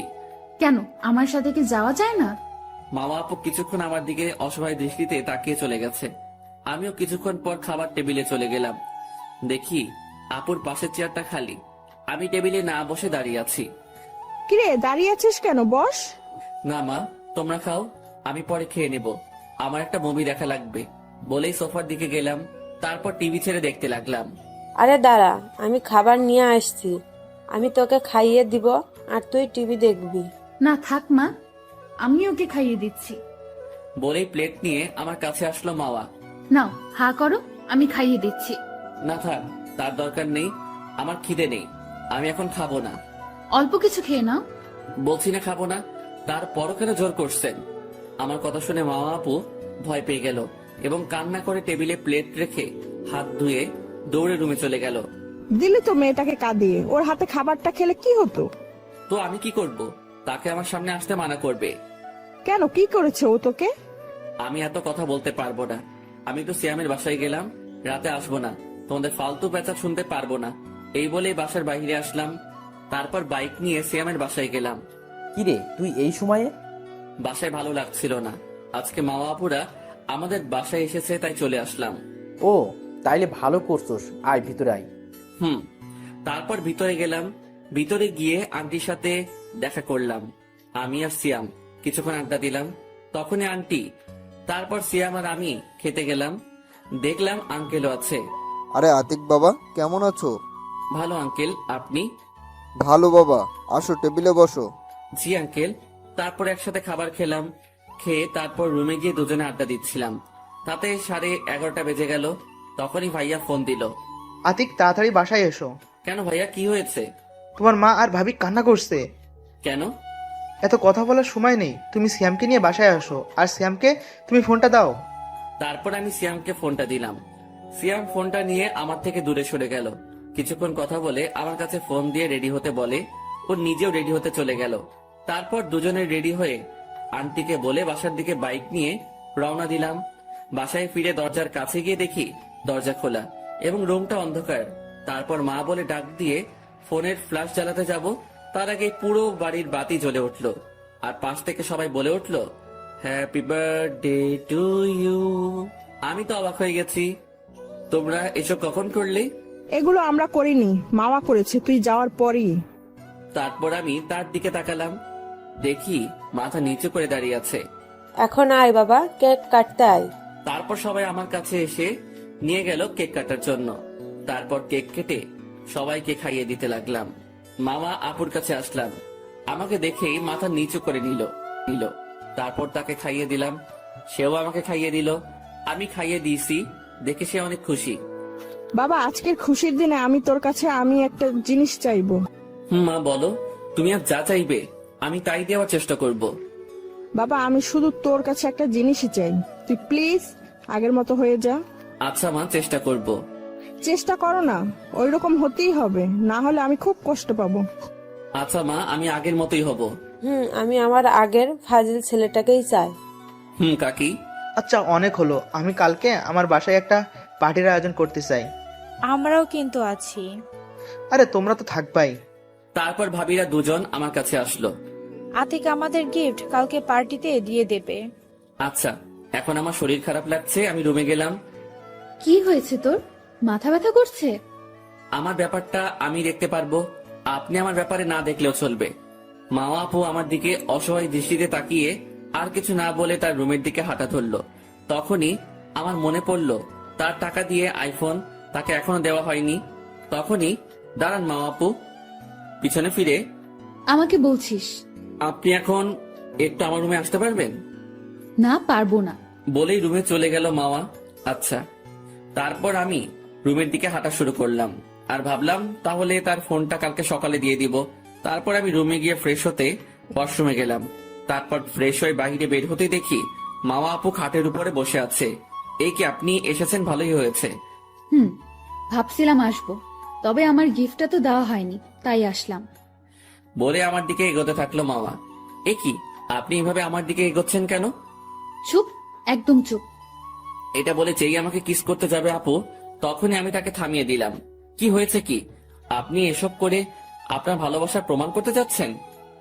দেখ, তোকে আমি এখন সত্যিই ভালোবাসি। তুই কেন আমাকে এভাবে কষ্ট দিচ্ছিস? দেখেন, আমি এখন আপনাকে ভালোবাসি না, আমি এখন অধরাকে ভালোবাসি। সেটা দেখা যাবে তুই কাকে ভালোবাসিস। তবে আমি তোকেই ভালোবাসি, তোকেই জীবন সঙ্গিনী রাখবো। আর যদি তোকে না পাই, তাহলে সেদিন আমি এই পৃথিবীতে থাকবো না। এটা বলে চলে যেতে লাগলো মামা। দাঁড়ান, আপনাকে যার জন্য ডেকেছিলাম সেই কাজটাই তো করা হয়নি। ও, বলো। তারপর আমি ড্রয়ার থেকে ফোনটা বের করে তার কাছে আসলাম। এই নিন। তুই এটা দিচ্ছিস কেন আমাকে? আমি আপনার কোনো জিনিসই আমার কাছে রাখতে চাই না। তুই আমাকে এতটা ঘৃণা করিস যে তুই আমার কোনো জিনিসই তোর কাছে রাখবি না। এটা বলেই কান্না করতে করতে রুম থেকে চলে গেল মামা। রুমে গিয়ে বিছানায় বসে ভাবতে লাগলো, আতিক আমার ভালোবাসা পাওয়ার জন্য কত কিছু করত। প্রতিদিন অনেকগুলো থাপ্পড় খাওয়ার পরও আমার পেছনে পড়ে থাকতো। আমি বুঝতে পারিনি ওর কষ্টটা। অহংকারের বশে অনেক কষ্ট দিয়ে ফেলেছি ওকে। তবুও আমি জানি আতিক আমাকে এখনো ভালোবাসে। ওর শুধু আমার উপর প্রচুর অভিমান রয়েছে, সেটা আমাকে ভাঙাতে হবে। তাতে আমার যত কষ্ট হোক মেনে নিব। ওর ভালোবাসার জন্য আমি মরতেও রাজি। আর এইদিকে আমি বিছানায় বসে ভাবতে লাগলাম, যাক, ভালোই হয়েছে, আমার জীবনে আমি কোনো মেয়েকে চাই না। এগুলো ভাবতে ভাবতে ঘুমিয়ে গেলাম। পরের দিন সকালবেলা কেউ আমার ঠোঁট চেপে ধরেছে, তাই আমার ঘুমটা ভেঙে গেল। দেখি মামা আপু আমার ঠোঁটে কিস করেছে। আমি এক ঝটকা দিলাম, সে বিছানা থেকে পড়ে চিৎকার দিল। ও মা গো, আমার কোমরটা গেল রে। তার চিৎকার শুনে সবাই আমার রুমে আসলো। কিরে, কি হয়েছে মামা? মা, তুই নিচে পড়ে আছিস কেন? তোমার ছেলের বিছানায় একটু শুয়েছিলাম, কিন্তু তোমার ছেলে আমাকে বিছানা থেকে এক ঠেলা দিয়ে ফেলে দিয়েছে। ও মা গো, আমার কোমরটা গেল গো। আপনাকে আমি শুধু শুধু ফেলিনি, আপনি মিথ্যা বলছেন কেন? কি, আমি মিথ্যা বলছি? তাহলে কি করেছি আমি, তাই বল। আপনি আমাকে, না থাক, কিছু করেননি। আতিক, তুই ওকে ব্যথা দিয়েছিস, সো ওর চিকিৎসা তুই করবি। মানে? তুই এখন ওকে কোলে করে বিছানায় উঠা। আমি পারবো না। কি, দাঁড়া, হৃদি আমার একটা লাঠি আছে, যেটা ওকে ছোটবেলায় একবার মেরেছিলাম, সেটা আনতো মা। আনতে যাওয়ার আর দরকার নেই রিধি, আমি এনেছি। আপনারা সবাই আজকে আমার বিপক্ষে, আমারও দিন আসবে। তারপর আমি মামা আপুকে কোলে নিয়ে বিছানায় শোয়ালাম, কারণ ছোটবেলায় একদিন মা আমাকে এটা দিয়ে মেরেছিল, তাতে আমার জ্বর উঠে গিয়েছিল। বড় বৌমা, মলমটা এনেছো? মা, এই যে। ওটা তুমি আতিকের হাতে দাও। আতিক, এইটা নেই। এটা আমি কেন নেব? নিতে বলছেন নে, না হলে এটা দিয়ে তোর পিঠের চামড়া তুলে দেবো। ভাবি, ওর গায়ে যদি লাঠি দিয়ে কিছু করেন তাহলে খবর করে ছাড়বো, বলে দিলাম। কাকি, দেখো না কিভাবে ভয় দেখাচ্ছে। বাবা, তুই ভয় পাস না, আমি আছি তো। ছোট, তুই যদি আর একটা কথা বলিস তো তোকে এই লাঠি দিয়ে মারবো। মায়ের রাগ দেখে কাকিও চুপ হয়ে গেল। আমি মায়ের রাগী চেহারা দেখে কাঁপতে শুরু করে দিলাম ভয়ে।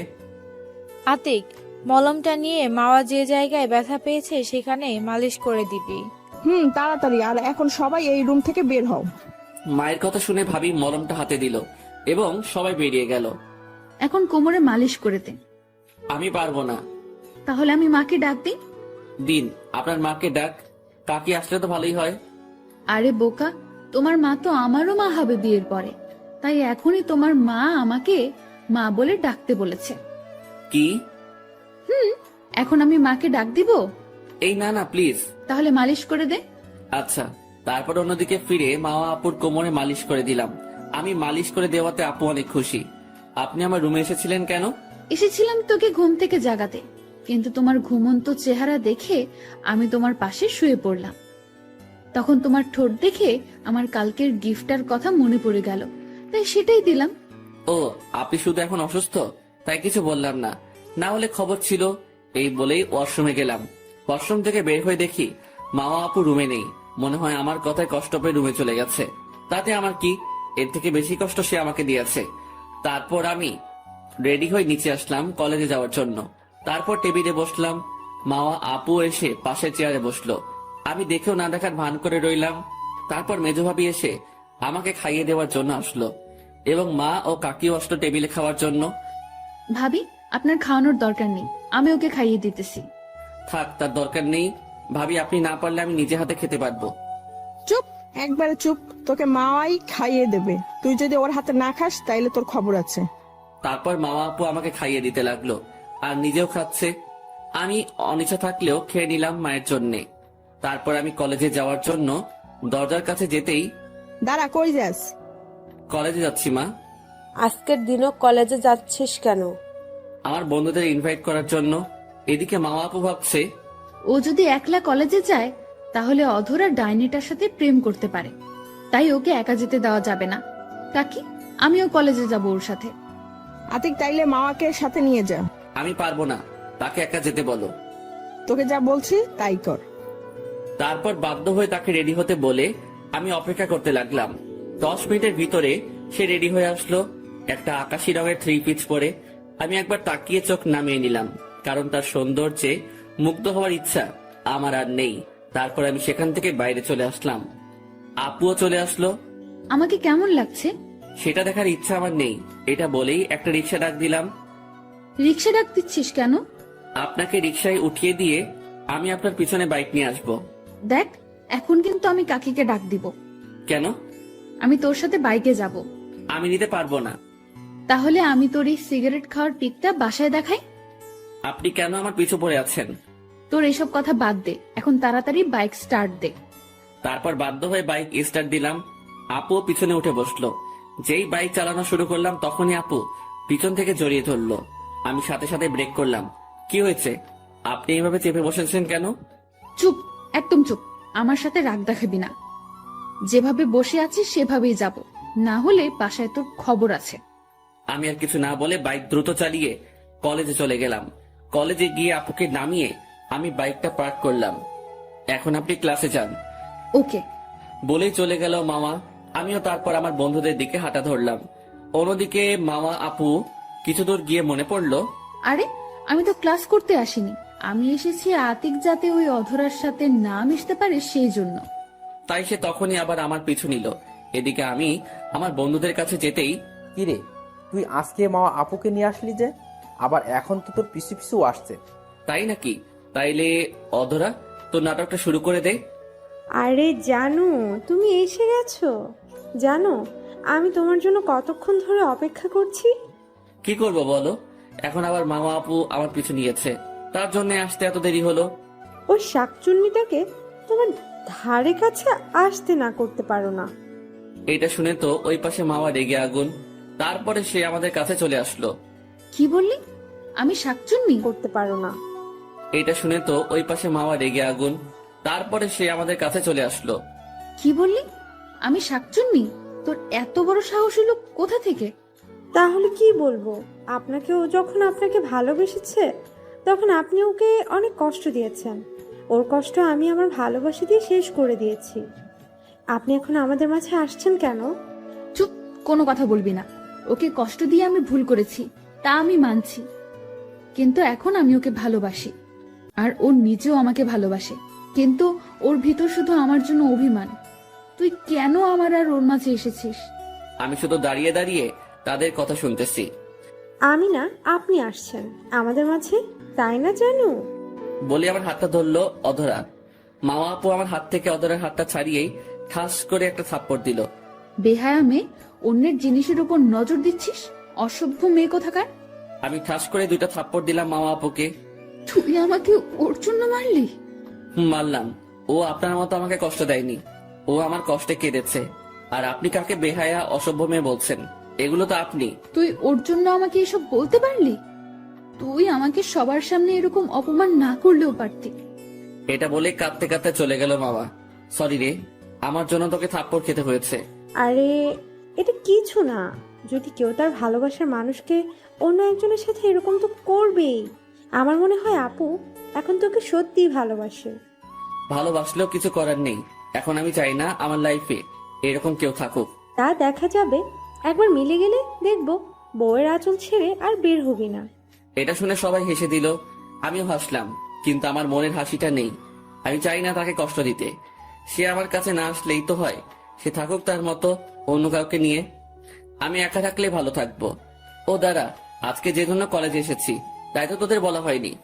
তুই কি বলবি আমরা জানি, তোর দাওয়াত আমাদের লাগবে না। আনানি আমাদের দাওয়াত দিয়েছে। ও তাহলে তো ভালোই হলো, তোরা সময় মতো চলে আসিস। তারপর আমরা আড্ডা দিতে লাগলাম।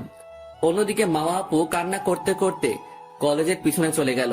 তাকে দেখে তার পিছনে তার বান্ধবী নীলিমাও গেল। এখন কান্না করে কি হবে?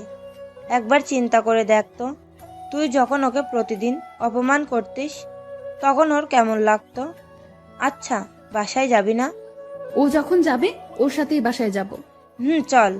তারপর বাইকের কাছে গিয়ে বসে দুজনে আড্ডা দিতে লাগলো এবং আমাকে যেন দেখা যায় এমন ভাবে বসলো। এদিকে আমার আড্ডা দেওয়া শেষে, আচ্ছা এখনই উঠি, বাসায় যাব, তোরা কিন্তু বিকেলেই যাবি।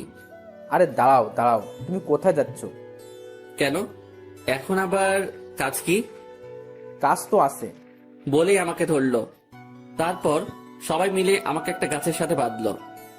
আরে ভাই, আমাকে বাঁধলি কেন? তোকে বাঁধছি কেন তা পরে দেখবি। অধরার ডিম আর ময়দা কোথায়? ওই তো সিয়াম নিয়ে আসছে। ভাই এই ছিল তোদের মনে? আজকে আমার কলেজে না এসে তোদের ফোন দিয়ে দাওয়াত দিলে ভালো হতো। এই প্রথম ডিমটা কিন্তু আমি মারবো। ভাই একটু আস্তে মারিস। কেন, আমাকে কি আস্তে মারছিলি? তারপর সবাই মিলে ডিম মারলো আমার গায়ে। লাস্টে সাকিব আর সিয়াম মিলে আমার গায়ে ময়দা ঢেলে কয়েকটা পিক তুললো, আর আমার বাঁধনটা একটু আলগা করে সবাই পালালো। আমি আর কি করব, ছাড়া পেয়ে ওদের ধরতে না পেরে বাসায় যাবার জন্য বাইকের কাছে গেলাম। বাইকের কাছে গিয়ে দেখি মামা আপু বাইকের উপর বসা। আপনি এখন আমার সাথে যাবেন কি করে? আমি একটা রিক্সা ঠিক করে দিচ্ছি। না, তার দরকার নেই, আমি এভাবেই তোর সাথে যেতে পারবো। আচ্ছা, আপনি দূরে বসে থাকবেন, আমি আসতে চালাবো। তারপর আমি বাইক স্টার্ট দিলাম, সেও উঠে বসলো আর আমাকে জড়িয়ে ধরলো। এ কি, আপনি জড়িয়ে ধরলেন কেন? ময়দা লেগে যাবে। সেটা আমি দেখে নিব। তারপর আমি দ্রুত চালিয়ে বাসায় গেলাম। তারপর আমি দ্রুত বাইক চালিয়ে বাসায় আসলাম।